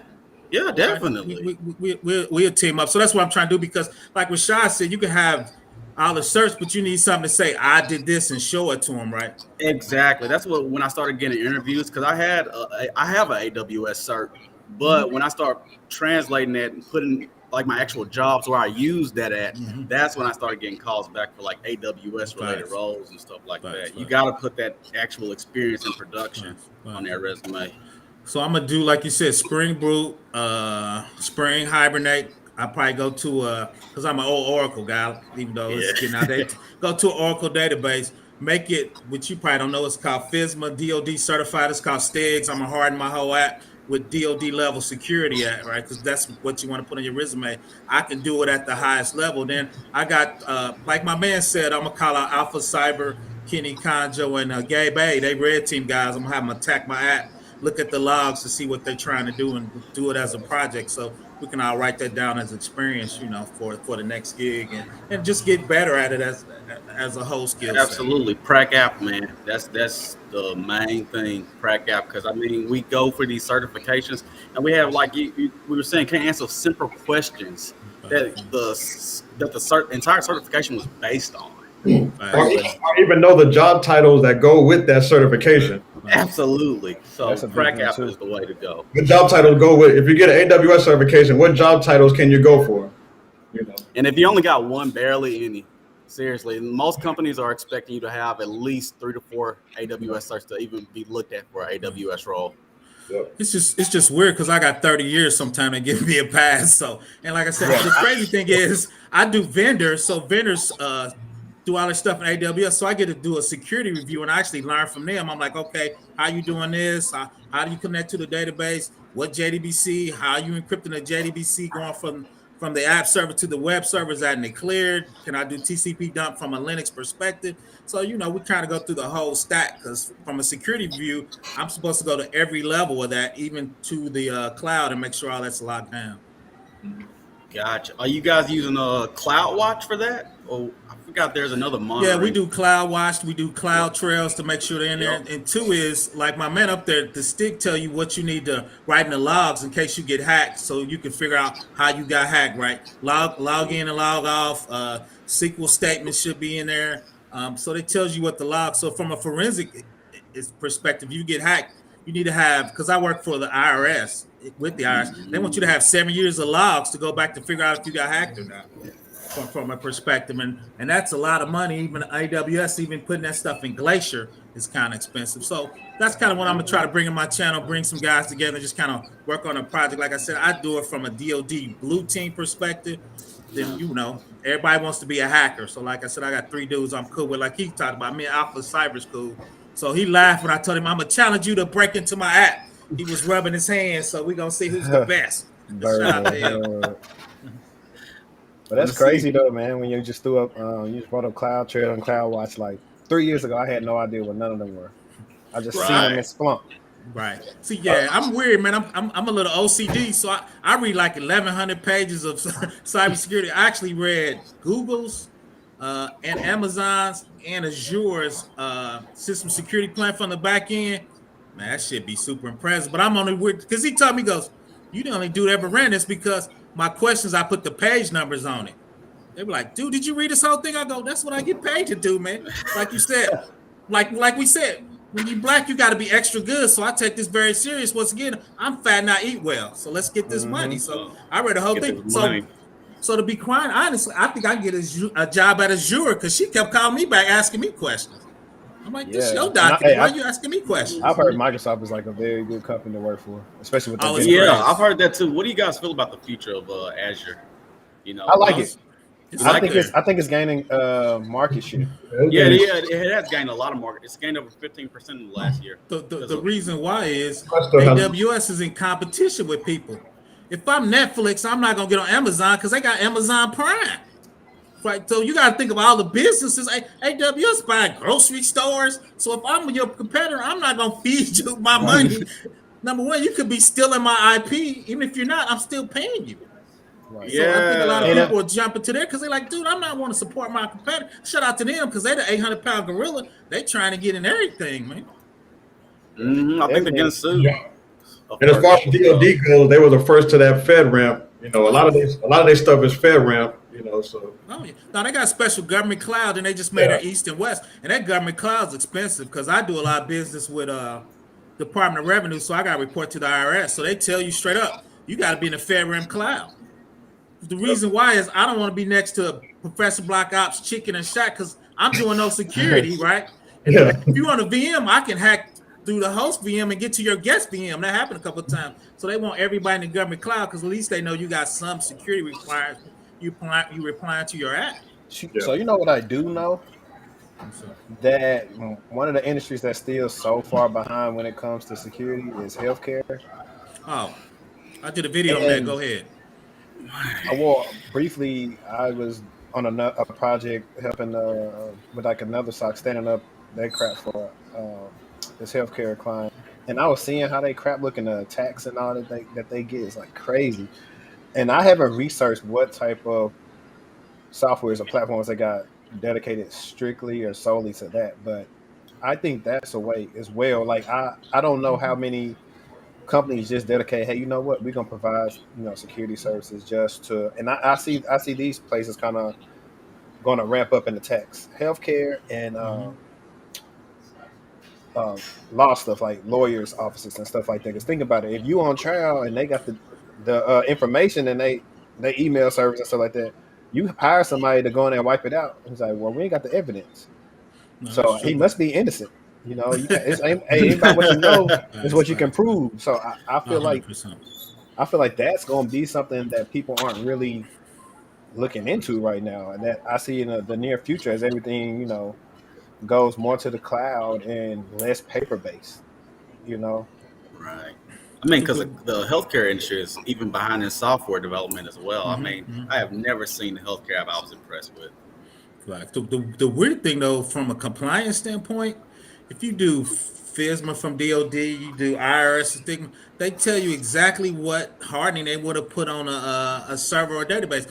When you go back to HIPAA, they don't tell you anything. They say these are policies and procedures, and you can figure it out. So it's weird. They're very lax in security from a compliance standpoint and even security hardening. Because when you do DOD, it says this Red Hat Linux needs this check on this particular box, and it's like 325 checks. My man know him; he can check that. You don't have that in HIPAA. People just kind of do what they want. So I'm super surprised with that. I always joke like, "Hey man, we need to go hit them with that ransomware. We could split that $200 million Bitcoin, man. I don't know." And listen, the funniest thing was when I was working with the other project. It was my first time being on with the vendors, and they dealing with ransomware. And everybody's on that call like chickens with their head cut off because they ain't playing for it. They don't know what to do. And I'm on there just laughing. I'm just typing outside. So one thing they're trying to get a lot of people on now, especially on the federal side, is DevSecOps platform. So they're trying to deploy this, and look it up. Sister put me onto it called Platform One. I don't know if y'all heard of it. Platform One, the DoD is using that platform, the Air Force. But So basically, you have this security built into the whole development lifecycle. So as you know, people are pulling these Docker containers down, and these Docker containers have all kind of vulnerabilities in them. They're not scanning them, and they just deploying them and putting their applications on them. But that's how stuff is getting hacked. And so, you know, with this DevSecOps, it allows them to scan those containers, you know, scan that software that's going through, you know, the pipeline as it's building it. So when that software is deployed, it's already tested, and you already know what vulnerabilities in it, if you got to fix something, or, you know, whatnot. So when it's going in production, it's good. And that's where the industry is going right now with DevSecOps. Like that security is going to be implemented into the development process. That's why your skill set with the AWS certification and know how to developing, like you would go smoothly into that DevSecOps role, because you know you already know the development side, and you know. Yeah, I mean, I know a couple of guys in DevSec, and they're eating steak and lobsters too, like Professor Black Ops over here. But we waiting on you, Roman. We waiting on you, man. We waiting for you to kick in the door. We're here for you, man. I get there. I'm thinking about my Security Plus soon in the CSIP. I don't know if that's even how you pronounce it. I got the Security Plus. It's good as a cert, but with you in development, you're going to know most of that, I promise you, out the box. You're going to check the box, but since you roll your sleeves up, you just need to figure out, like you said, validation and break down those parts so you can understand them, to be honest. A lot of what you're going to learn in CISP, you're not going to never use. I mean, it's going to be a checkbox, man. Because you're talking about CCD cameras, web cameras, slip, paint on the wall, and that's why I want to go. I think I want to do my CISM instead of CISSP. I don't know how similar the material is, but it looks pretty similar. People in my team got both. The only problem is, and I agree with you, is if you do CISP, it comes up with way more jobs than M. Because a lot of people, just especially in the DoD government, whatever it's 5380, CISP is at the top of that list, man. Right. So I actually missed it by 6 points 10 years ago and never took it again. So I'm thinking about studying for it again. I'm just lucky because a lot of people know me. My connections are big. Everybody I work with DoD, I got 2 homies at AWS. I got 1 homie at Azure. So my contacts reach out to me. I ain't interviewed in 20 years for a job. People come in, ask me, invite me to come work for them. Because I was a startup wanted to interview me, and I told him I was not going to do a coding interview with them, and we went our separate ways, and I interviewed with because I was that's what it's to go to. Yeah, I think those interviews for software engineers, man, they're abusive. Seriously, my interview was 4 hours for this company. If they took the algorithms, that's just my present company.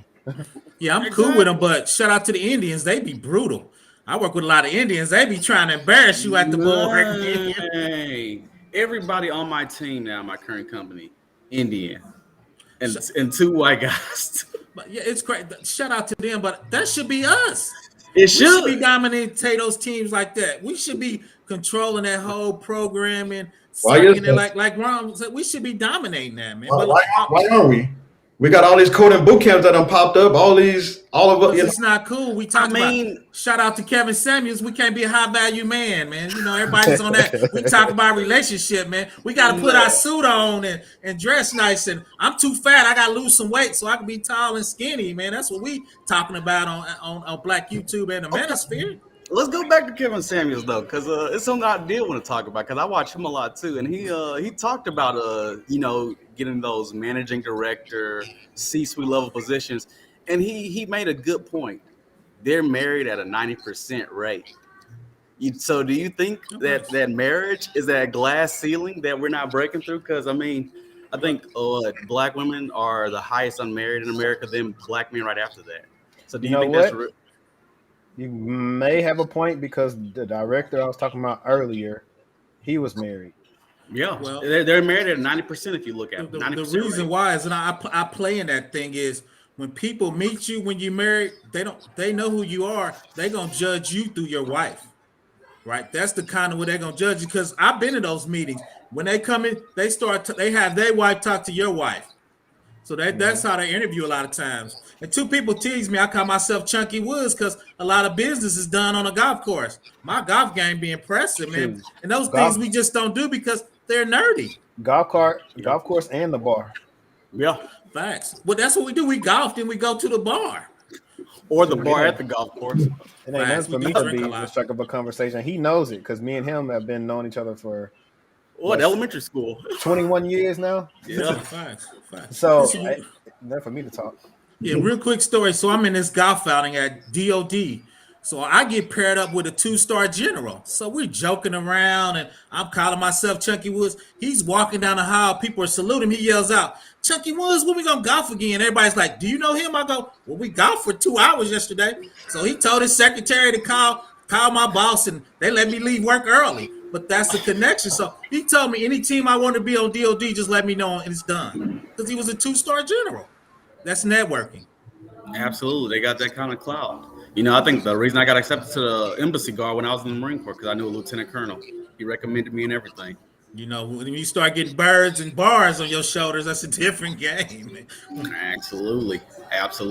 I thought about going because I actually had a choice when I was in the Marine Corps because I applied for 2 programs. It was either A, transition from being enlisted, go to the Naval Academy, be an officer, or do the embassy guard. I chose embassy guard because I wanted to go overseas for 3 years. That's not bad. I did not want to be in no fleet. I used to work at a Fortune 500 company, and when you go into management, they make you go overseas for 2 or 3 years because they want you to experience when they're a global company. So I know guys went to Japan and Brazil and just different places because as far as their job, when you talk about those big companies, they want you to have that global perspective. So I think that's the biggest thing, like knowing how to communicate. That's probably where the disconnect is. Like a lot of us, you know, because I mean, here in the tech industry, I mean, you're very rarely dealing with someone in the tech industry where English is their first language. Mm-hmm. Seriously, most of my coworkers, English is their third language. Seriously, so You're right. Definitely trying to understand that, and like especially on Microsoft Teams, because I mean, at least in person you have like gestures and stuff like that, but on Teams you just see the little icon with their initials, and it's like the weird thing though, I think is less that benefits you because a lot of my Indian Asian guys I'm cool with, they scared to talk to the directors because the white guys be mad at them because they understand it. So I'm kind of like their communication barrier. So I end up running the team. People and they love me because I tell them too. I'll take the heat for them. So they be trying to. You should be our team lead. I'm like, nah, dude, they don't pay me enough. So sometimes you could use that as a barrier, man. Right. But I was going to say something that DeJuan Lightfoot said in the spaces yesterday for everybody here.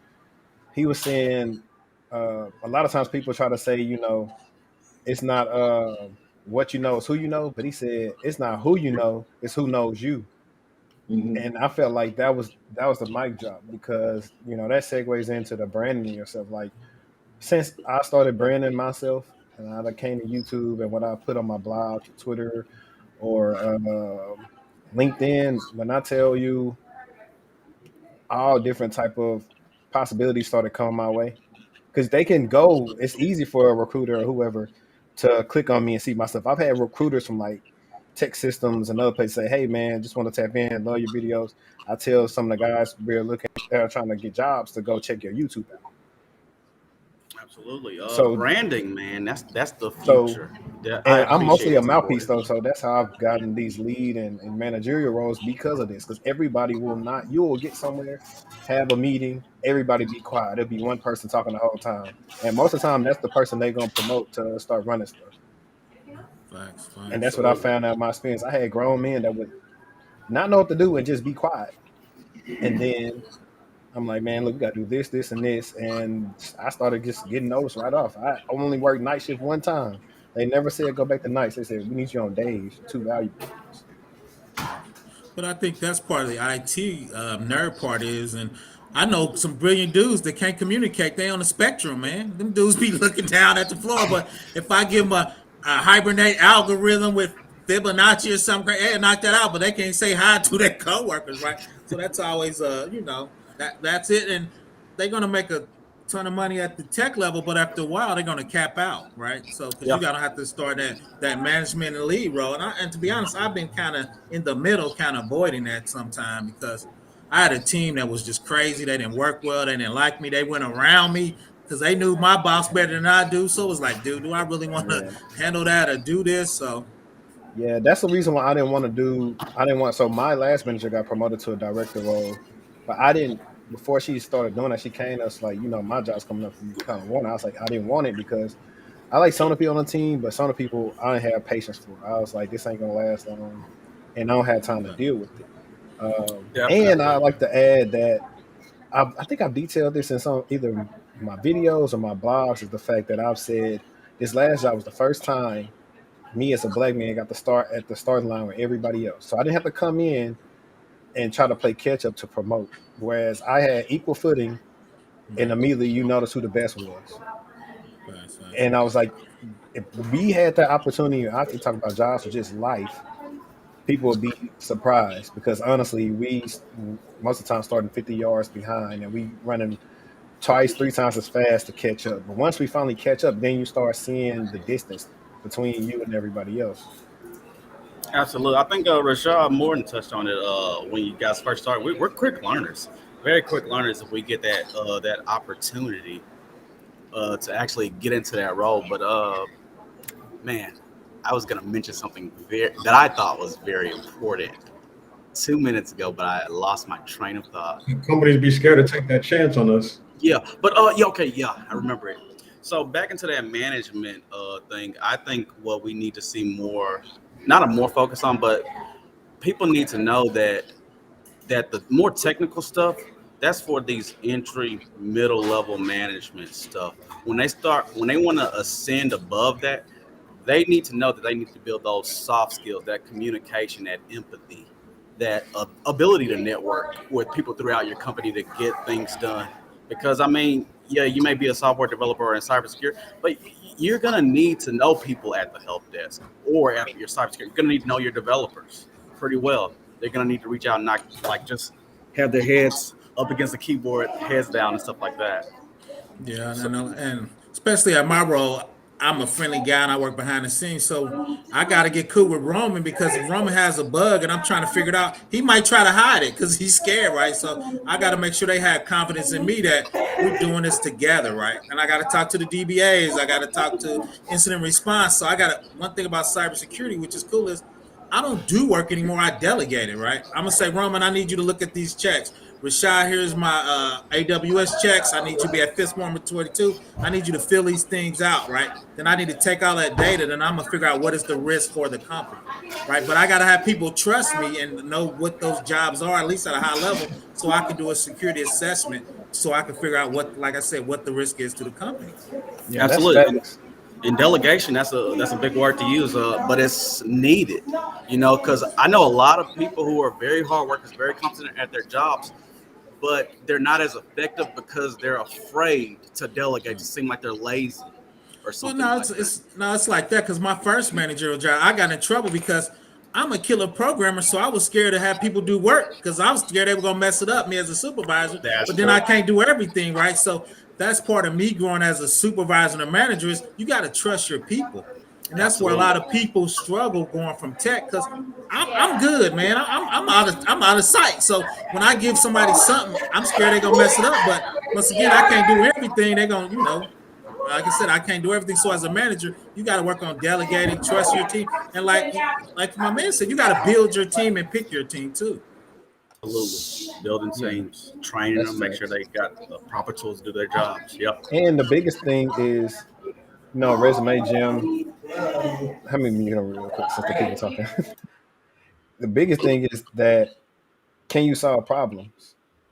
I always Nice. tell people to show that on their resume. Like, I can show you what projects we have to do. You know what I'm saying? Like helping with the implementation of SOAR tools and what problems it solved and how it helped us. If I need to get the metrics, how it, helped us go from like a 5 minute triage time to a 2 minute triage time on alerts or something like that. Like, all those things matter if you can say it in a nice way to somebody, you can get hired because, like he said, the technical stuff is cool, but they need a figurehead. They need somebody who can talk. They need somebody who can just talk regular to people who don't understand nothing at all. And that's what I pride myself on as well. It's like just being that person that could do that. And what group of people are the best problem solvers? We are. We've been making it off the list or the least for forever. Yeah, really quick. But This but oh yeah, go ahead. no, you go. I was doing a video on that. That's the next thing when you become manager. how can you take technical jargon and give it to your manager? And let's take to another. I'm supposed to talk to the directors. So they want that stuff on one sheet. What is the risk I'm getting to? They don't want to hear I got a Linux vulnerability on the CVE because the disk encryption. They don't care about that, right? They want to know what that is in business terms. How much money is going to make us lose if it happens? Right. What's our risk how much? acceptance? Yeah. And how much is going to cost us to fix, like you said? And is that, what risk is that going to solve for us spending that money? But yeah, we got Miss CC by 30. Shout out on here. This is I always tell everybody go follow her for networking gems. She's been in this lane for years, and she knows about it way more than I do. She's a Cisco champion and a Twitter trash talker. What's up, Deirra? Every now and then.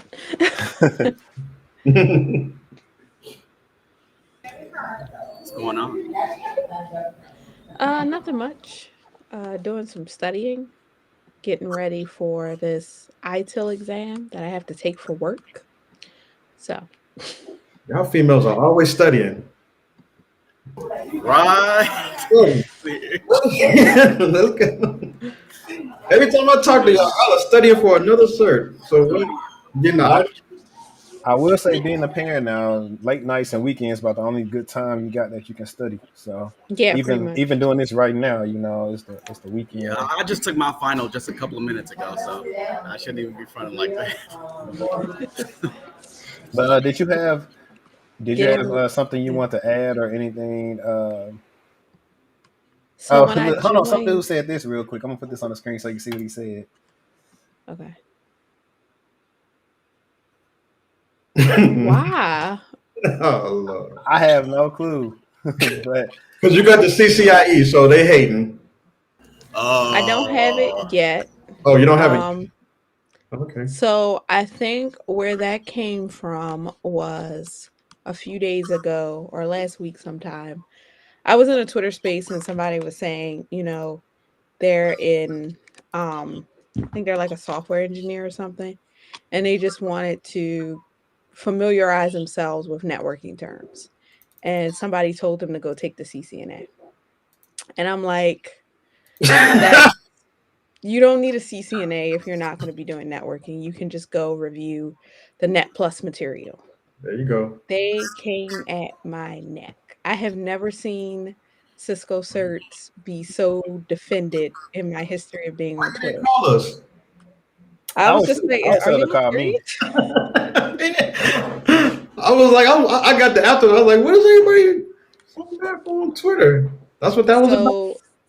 That was late night, and then I woke up the next morning and it was still going, and people were like subtweeting me and basically saying I was only saying that because I had a sponsorship from CompTIA, and then I got offended because no, that's not. It's a software engineer. They don't need a CCNA. Like, that's stupid. Exactly. Since when does CompTIA sponsor people?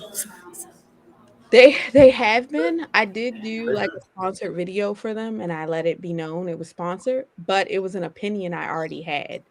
So it's not like I'm steering people away from the CCNA. If you're gonna accuse me of being biased to a vendor, it should be Cisco. She definitely Cisco down. Like, that's why she ain't got Cisco hat on right now. I have a jacket. It's in the dryer. It has like Cisco champion on it. Facts. But yeah, that was where I got offended. It was like, all right, no, they're a software engineer. They don't need the CCNA. That's stupid. So you have multiple Cisco certs then? I have the CCENT, which is retired now. So mine is expired, and then the CCNA. But I kind of took off from like taking certs because I didn't really know what I wanted to do. So I was just learning on the job and taking like different professional trainings, but my whole career has been in Cisco environments. So gotcha. Because Cisco voice, everything. Yeah, I was thinking about that Cisco DevNet because it's pretty much all about APIs and just a little bit of networking. So everybody said I should go for it because I know a little bit of networking. I studied for the Network Plus, but never got around to the exam because by then I was already doing crazy stuff with my router. So I feel like I got everything I needed to know without spending the $300 to take the cert. Especially since $300 to take Network Plus now. It's a big amount. 2 chains. But They went up like this. The Cisco exams are like 400 now. It's crazy. yeah, That reminds Yeah. me, if you on here right now, CEH is a waste of garbage. It's probably about what $500 to $600 to take now. Like, go get something else. I think the CYSA Plus is on the same level for those like DoD standards or something like that. So go get that. Harder cert, but cheaper, but more beneficial in my Facts. eyes. Yeah, facts. DOD really loves that cert when I was there. But I brought I told Deirra to come up too because I did want us to get some femininity on this live stream. So if we got some women that's watching this, they can see some women in tech. If you guys want to see more of her, we actually did a podcast episode. I want to say she's my next to last episode, and you can check that out. A lot of gems dropped about networking, what you can expect from salaries, moving up in your career, and all that. We had that on there. So check out the Textual Chalk playlist and you'll see it on there. Awesome. Awesome. So I also did a blog about people getting over certified. Oh yeah, That cert chasing. because I kind of when AWS certifications came out, I was at one like, man, I'm about to get all of these. I'm about to get all 13 of these motherfuckers. I'm about to. And then I start thinking about it because, like I said, like they're not just gonna give you no cloud job just because you got that first certification. So it might be Mhm. until you get that second or third certification to where somebody actually sees you're serious and actually, willing to let you start doing some stuff. but on that same note about over certified, I don't know if you guys have been encountering it on LinkedIn, but just about every other day, I'm getting a message from somebody talking Yep. about, "Oh, we'll take the cert for you." Are they So I'm afraid to get a lot of certs. Canadian? Yeah, somebody like, Yeah, Hey, I let the post about that. I There's said a couple of them. I gotta watch out. They're trying to prey on our community when we start talking about certifications, and they're no way. And a lot of us are trying to transition into tech too. So somehow, some way that they're going on LinkedIn and they're like finding us. They're talking about certifications, and these people overseas. They're trying to like prey on us. And honestly, Twitter is where I found out that people actually cheat on certifications. I had no idea until I joined that Twitter space that people can actually cheat on these certifications and will remote into your computer and take the test for you. yeah, And I've been Mhm. in that. it gives me a different aspect on down. Okay, is this how all y'all got in here? You know what I'm saying? Like, I don't know. 'Cause Yeah, exactly. That's and you can tell honestly when you start talking to some people. You let them talk long enough, they'll show you exactly what they about. I tell them people all the time. Them Indian cert people are up there with the MLM people in my LinkedIn inbox. Oh, you want to work on Mhm. this new asset to make some passive income? yeah. Yeah. Facts. Facts. I was mad when I started seeing those on LinkedIn because they were all on Facebook, the MLM people. So, They, They want they to Yeah. get moved over. They content. had to add some legitimacy. All you gotta right. say is reply back and like, hey, oh yeah, what's the requisition number? They ain't gonna respond. Facts. Facts. It's like, how you gonna just choose me out of 6 billion people to be a millionaire? Come on, fam. Right. But I also think maybe from the platforms that we sign up with, like Udemy, like WizLab, like all these platforms, they're not owned by us. Like they're owned by people overseas. So they could be doing whatever they want with that data. They selling that data to who and whatever. They know we signed up for this course or that course or whatnot, and they just selling our data to whoever and doing what they do with it. I wouldn't be surprised. I mean, everybody's selling our stuff, but I'm Yeah. having fun with it. I love your auto warranty stuff is expired calls and I'm like, yeah, I got a Lambo, and then they start getting mad and hang up. I'm like, well, you called me, tell me my warranty expired for Right. a car that I must Right. have, and they get hilarious. Or the fake Microsoft has said your IP has been in use. You need to call us. Like them scam videos are hilarious. Okay, so talking about scams and mistakes, I guess for the crowd and the comment box, what are some things that we should be avoiding as we try to move up in our career in cybersecurity, software development, networking, etc., or even getting these certifications? Because I've only been a software developer for 3 years now, so I want to get you guys' Mhm. perspective on it since you guys been in it for a while. Okay. I actually slowed down on getting certifications after I did my CCNA because I didn't know what I wanted to do. And where I was working at, we worked on everything because it was such a small team. So I was doing voice, wireless, networking, just a little bit of everything.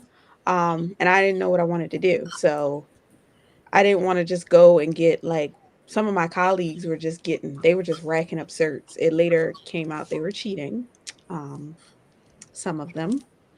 Mhm. Um, but So you I reckon? partially blame management on that because when you come in and say, oh, everybody needs to be certified or I'm firing people, you kind of get what you know, you kind of get what you get. So I'd say like be strategic in what certifications you're getting. And three things play into that. One, the direction you want to go in for yourself and where you want to take your career, what skills the market is demanding, and then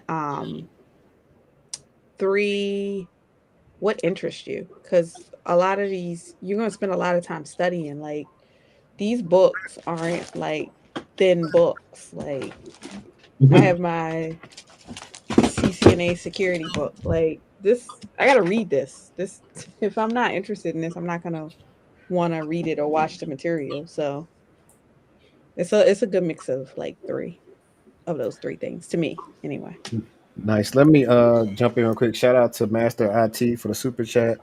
People who cheat on certs get found out quickly in that interview, stuttering and sweating. That's facts. And look, if you guys Mm-hmm. do need to get, I know for a fact he has the trifecta with the CompTIA certs and some other things. If you do need to want to pass those certs, check out Master IT. He definitely can help you with that. Check out his channel. He does a lot of free questions for certain tests that you can just go on there and you see like some questions how a CompTIA test would be worded, and it can help you out. So check out Master IT and salute to him. We gotta have him on eventually. Facts, facts. And I was gonna say I don't know. I had when I took my headphones off for a while she was talking, but I also say like if you're starting out, pay attention. It's just like your mom will show you like if something's too good to be true, most of the time it probably is. So look out for that. A lot of people now are calling themselves coaches and trying to just run it up and get a bag off you and Facts. just kind of look see what they lead with. Like for example, I don't really my market is different, so I don't lead with saying, "Hey, come get with me in cybersecurity and you're gonna make six figures." I lead with, "Hey, I can Mm-hmm. help you get out help desk or whatever role you're in. I can help you get to another well paying role." I don't lead with X amount of money because I know it don't always work like that for everybody. Facts, facts. But some people will say that, but that's not always the case because then you're gonna be upset. Like I have a client now who said she paid somebody $2,600 and they ran off on her with the money. I still don't know who that person is that she paid. I'm trying to figure out. Mm. But It ain't in our community. right, but that stuff, that's You happening. Like hope. Facts. people are getting preyed on, you know what I'm saying? Paying, people for knowledge that they technically don't really have real experience in. And it's all theoretical. So if you find people, maybe may it be Twitter, LinkedIn, YouTube, see if they had a string of content along so you can kind of hear what they talk about and see if they making Mm-hmm. sense compared to somebody who got verifiable, work on LinkedIn or something like that, and see how it lines up before you want to roll your dice with them. Yeah. And two, with YouTube, LinkedIn, you can do research on people now. You can ask people for references and kind of follow them and just Google if somebody's been run off with the bag a lot of time. Somebody have it posted somewhere like this person's a fraud. But be careful too, because people hate on people and give them a bad reference too. So you got to Facts. balance them. And two is you know where you at base wise as a software developer. You can slide into cybersecurity. You know that makes sense. You can get off into CCNA because as you build your app, you putting it on Linux, so you need to understand networking and traffic and control it. So that seems like a natural progression for you. It's not different. Somebody say, "Oh, you can be the next SRO or SRE." You don't have those skills yet, young man. So Right. that big leap that Right. that doesn't make sense, right? So so those are the things you just kind of need to just kind of Right. walk through and think through. And two is like I tell people, if you can, I give out informational interviews. So you come to me as a software developer and we talk about things like that. But I'm not a coach. So I send you to my man because I trust him. I know he's a coach and I trust him. I know his skills and I know some other coaches. So I'll give you two or three coaches and you need to interview them to figure out who you like. because you know That's what I do. their personality might not mess with yours. Like I'm old and grumpy, so you got to be nice to me, man. Right. Right? So you I'm can't straight and be getting direct. on me. I'm very I always direct. tell people, like, if you're just starting out, start at the we all hear these certs, Security Plus, CCNA. Start at the vendor website. Most of these Facts. vendors have free webinars. They have blog posts that detail what the certifications cover, what skills you're supposed to come away with. Do that research first, and then that way it'll help you, kind of weed out these people on social media. And another thing, like a lot of the reputable people will do like just free informational webinars. Sign up for those, attend them, vet them with what you've done your research on. Are they actually like providing, real world experience to these skills, or are they just regurgitating what you just read on Cisco's website? Right. Facts. And I'll let you say something else I said about LinkedIn. See if they've actually worked with people that gave them some recommendations, like how they are as a person. Mhm. I feel like that's a big one. Some people don't even have recommendations on LinkedIn, so that could say a lot about a person. And you can see, oh, they Facts. actually did work with that person. Um, and I was going to add in, it was funny enough, I have another client who was telling me that I think he said he was doing the boot camp for Flatiron School, and they told him verbatim, like, no, just because you do this boot camp, you're not going to get a job. And I think he said they were charging like 20K for the whole boot camp. So I was like, at least they was, upfront to say that and just not have you go through and not know that, They it's got not in necessarily trouble the for best one. that though. Yeah, They were at one time guaranteeing jobs. Oh, no wonder. Okay, see, I didn't know that. yeah. I was that was literally gonna be my next topic that I wanted to talk about. How do you guys? Because I know a couple of universities, just like they had these coding boot camps. They're now coming out with cybersecurity boot camps. Yeah. Of course. Have you I Yeah. seen was any supposed of to be those grads? Yeah, I was Yeah. supposed to be a teacher some part of last year for one of those courses because they're outsourcing them because they know that's the next wave and kids aren't really going to school no more because you're making people take classes they don't want to take. Like I had to go back to school, take the classes I just took in junior and senior year of high Mhm. school to waste money, and I didn't do good in the class because I didn't care about them. There- Facts. But Facts. There's people coming out of college with computer science degrees and going to coding boot camps. Facts. yeah, Facts. We I definitely had teach. a lot of those. I'm a real professor in real life, so the curriculum they give me, I try to add to, but the curriculum is 5 years behind. Don't blame the professor. That's not my fault. So I try to give them new technologies. I was teaching Java, so like my man said, let me give you a little Spring, let me give you a little Hibernate, let me tell you what it's gonna be like in the real world. We was doing these itty bitty methods. I'm like, dude, you can't get a job with these spoon feed methods. You got to know the stack, right? So I try to add that into the class because I teach at a local college. So Yeah. yeah, It's a So and girl on Twitter who graduated with a degree in software engineering, and she said she got out here and was like looking at these job recs, like, what is this? I didn't learn any of this. So now she's like, trying to build her skills on Twitter so she can get was that a job, associate's or a bachelor's? You I think it's a remember? a bachelor. bachelor's. Is that the one that got the Oh, scholarship my from last bad. night? Hmm. Yeah. Yeah, Okay. The Angel. I did Girl. a consult with her, and she was just like, I don't even know, like, I feel like I wasted 4 years or 6 years of her life because she's just like, I came out and like I none of this is relevant. Right. Now I try to tell my students that on a real time. When I get in trouble, and I say, sometimes you gotta, which sounds crazy, you gotta augment your bachelor's degree to make sure you're current. Or you're gonna be left behind, right? Because they give you these little spoon feed coding things that don't work in a real class. So, like we just talked about, you need to know the full stack that's current, so you can say, like you said, my skills match this rec, but we don't do that as a college. Hmm. Definitely. And I was going to add because somebody thought boot camps. I have a section about boot camps degrees in my book, and I pretty much tell people to, like he just talked about the coaches, go talk to people who's went to these boot camps and see what their value was. Don't listen to somebody who ain't never did the boot camp. Try to fake on somebody for running a boot camp. Uh, Look at the prices, compare prices, and go off of that. Like also make sure the boot camp is possibly taught by a person that may be in that industry, and what type of activities will you be doing in the boot camp? Will it be practical to where you can have projects on your resume, or will it just be Mm-hmm. some stuff I just learned some stuff out of a book and it got me a cert? Like, look for those type of things. I'm always gonna plug Marion every time. Her boot camps are way cheaper than the 17K ones. So go to my tech best friend. I might drop it in the chat, and you can start there. I think she got some boot camps coming up next year. Definitely, because I went to a coding boot camp back in 2019, and my biggest recommendation is knowing what you're going to the boot camp for, knowing at least a little bit about it. Because when I went to my coding boot camp, I barely knew HTML and CSS. So when the JavaScript course comes and they're going at breakneck speeds, they're talking about a concept for maybe 15 minutes, and they're having you code it out. So if you're lost already, you're not going to get as much out of it if you already have like a baseline skill level in whatever program language they're covering.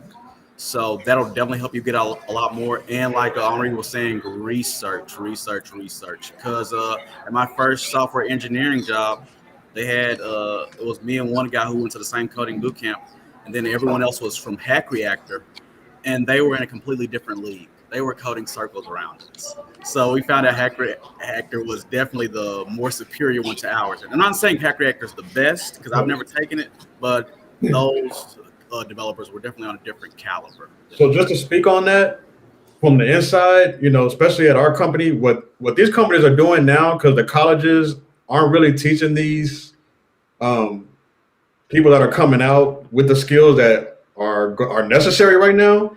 So what the companies are doing, they're going to these other companies like Hack Reactor, or like, say me and Professor Black Ops start a company and we training people on DevOps or DevSecOps.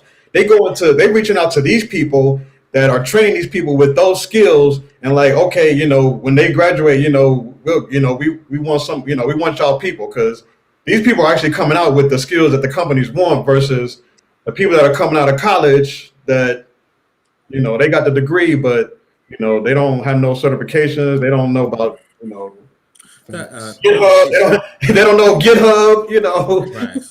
But like my man said, WGU, because they make you get the certs while you're in college. And I actually brought that up to our chair. I was like, we failing as a college, man. We graduate people. They got $50,000 worth of debt and can't get a damn job. So as we failing as a college, my chair didn't like that. I think I just got myself fired, but that'd be another conversation for another day. But so I told them we're failing. You get dudes with bachelor's degrees with $80,000 in debt and can't go get a job making $20 an hour. So are we failing as a college? Definitely, and that's why my approach is at a high level. It's not just specifically, like, even if you take cybersecurity out of it, if you approach it for anything IT or whatever, it'll work because I get you to research what you want to do. Like, my new method of doing consultations requires you to research what you want to do and write down answers to me and give them back. Because a lot of people haven't did that before, and that's why they don't realize, like, what am I missing? So now once you do that, you say, okay, I saw these skills and these. I need to write these down and work on these every day. And then I need to do something meaningful with these skills. And now then I throw in the part where I help you with showing you about interviews, and maybe I tell you a little bit about like what your resume should be like, your networking, your brand.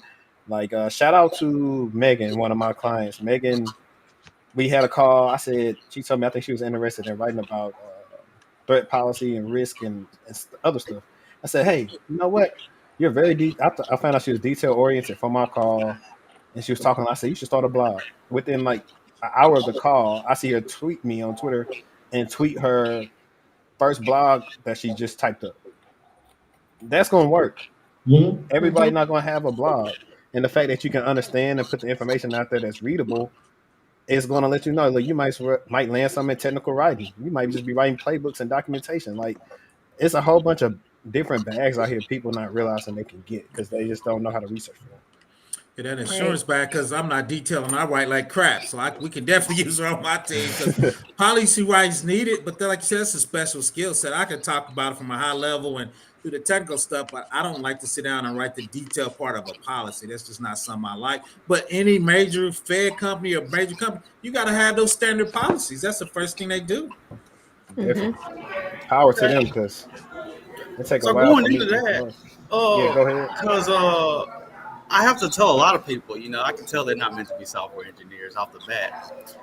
But it's a lot of roles in tech that I feel that they would be very good at. So what are some like technical roles that people aren't thinking about where they can still make a lot of good money? Because like you said, technical writers, those guys are making good money. I can name them all.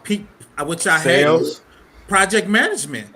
I tell them what I need to do, then they tell me to come back and hurry up. I'm like, what are you talking? I just explained my process, but they keep track of the flows and the dates and stuff. Product owners real big in the agile. They just really taking the requirements, talking to the customer, right? They own a product, and all those really are not technical people from those. So there's a ton of technical writer, like you said, Professional PMP, services.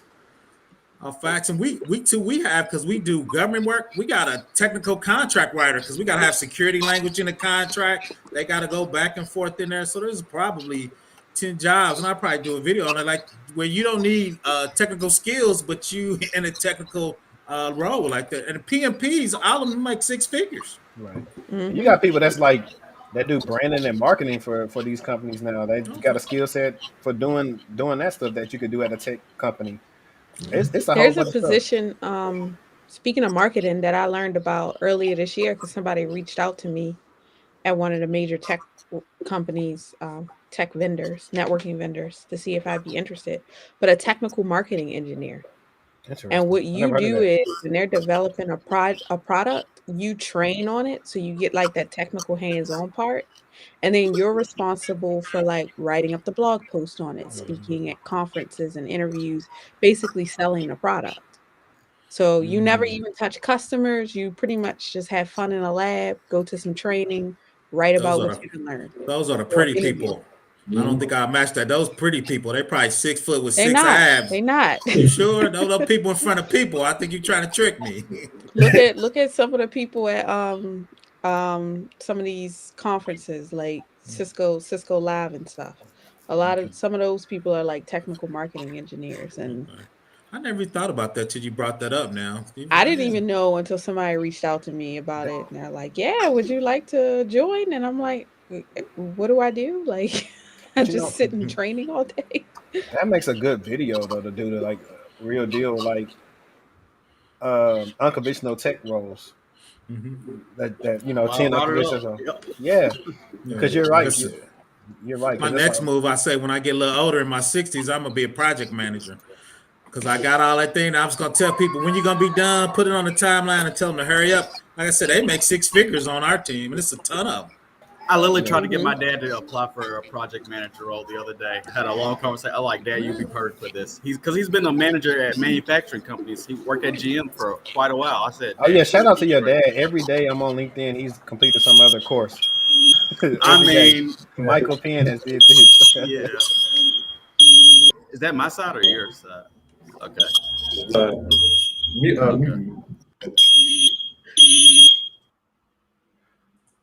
Okay, hope he's good. Okay. But there's you can look at manufacturing. They got project managers specifically for manufacturing and software to ton. Because there's a ton, especially when you get to that SCADA, those type of controllers. What they're talking about, like the ICS stuff? Yeah. That's a whole different thing, because I was actually looking at how to secure the smart grid. I'm supposed to talk in front of information assurance group about how do you lock down a smart grid from a cybersecurity perspective. So like you said, ICS and those SCADA boards and all that. Facts. Yeah, and before we keep this thing going on too long, I do want people to look into all type of IoT smart type of tech, whether it's wearable or stuff that has to do with stuff they're gonna have in cities and your house, healthcare. Those things in the next 5 to 10 years are going to be jobs that going to be readily and available. So you need to be ready for those jobs. It's not going to be a shortage of tech jobs. Yeah, be careful, Fitbit. I did a video where they found a super secret government base because of Fitbit. So be careful out there. Oh, wow. Yeah. Real quick, the Navy was challenging each other. They had a Fitbit, so they would run around the base and they would post it on a public blog site. So the outline of the super secret base where they would run 6 miles and compare them. So everybody's like, what is this base in Afghanistan with the circle around? So little stuff like that from a cybersecurity, people just wasn't thinking. They were like, we getting in shape. We challenging other Marines. Like, dude, you told us where the Afghanistan, the super secret base was. So it's about 3 years old. So just Google it. So you got to check everything. That's funny. Definitely. Yeah, man. It's a whole bunch of stuff, but you guys just talking gave me some more ideas. I'm about to purchase Camtasia so I can take these screen recording videos to the next level because yeah, it's kind of hard doing other software where it don't pop up right. Okay, I'm gonna answer this last question, then I'm gonna end it so everybody can get back to their Saturday. Get them some good food. Go to the domain or something like that. Let me see this last question. What are y'all thoughts on career progression for SOC analysts? I have SEC Plus and CYSA Plus. Train new analysts, give demos. I enjoy SOC work, but I'm looking to get a bump in pay. Oh, you should already be getting a bump in pay because you're telling me a lead slash manager right now. Uh, you know, tap. I don't know if you got LinkedIn, whatever. Tap in with me because definitely what you're describing is stuff that I was doing, and I was pretty much the lead tier two, and my manager's backup when she was out. So, let me know because also my old company is hiring a lot of people. So, if I can get you a referral to get that bread, I'll do it. Only been here Facts. seven. Yeah, that Hey, sounds like a lead role to me, only been especially here train new 7 months. analysts. Hey, it's never too late to leave. You can shoot. I've seen people leave after a week. Facts. Most of us are doing 2 or 3 jobs anyways. We just don't even know it. Yeah, Right. Facts. Because companies expect you to train. They just expect that you are the trainer. So if you come in, you got hired 2 months before the next person, you're just expected to train the next person. And we don't think about that and put that down. But yeah, you're a trainer. yeah, Yeah. and I was gonna say definitely, like with this role I'm doing now is totally different from my other roles. I'll be using more of my soft skills and meeting with other teams to make sure we have what we need for these instant response reports, or whatever. And I'm getting paid more to do less, Facts. way Facts. more. The crazy thing is, I do way less more, but when I make a mistake, it's gonna be like $1 billion mistake now. Right. So Yeah. the whole organization gonna get hacked. So it's less, but it's more responsibility. So Close, 100%. it was close to almost like a 50% in pay. Like you know what I'm saying? Facts. And I Congrats, didn't man. even right. So I'll be telling everybody, I was like, I technically could have got that before, but I don't know if my skill set would have been as good as it is now as I did, showing what I was able to do in that soccer environment for our huge client over 3 years. Uh, and I say it offline, but I used to talk about all the time about how I got some other roles just from doing good work and managers and directors knowing your name. They talk. Oh yeah, I got this analyst Hmm. right here. He's amazing. If you need him, let me know. I became the Go Fixer guy. So I was at DOD. They would send me to other agencies in other states to help people fix stuff. So now, like you said, the words get around, and that's how they slid me into security. But once you become the fix it man and you do that, then too, when like I'm a consultant, so when projects end, people would say, you can come work on my team if you want. So you got to get out there and make your skills known and, get your grind on. That's Definitely. what's up. But I'm gonna get ready to end this live stream just because it is Saturday and I want to hold everybody's Facts, man. time. Appreciate everybody for camming up. Rashad stuff. His information is in the description.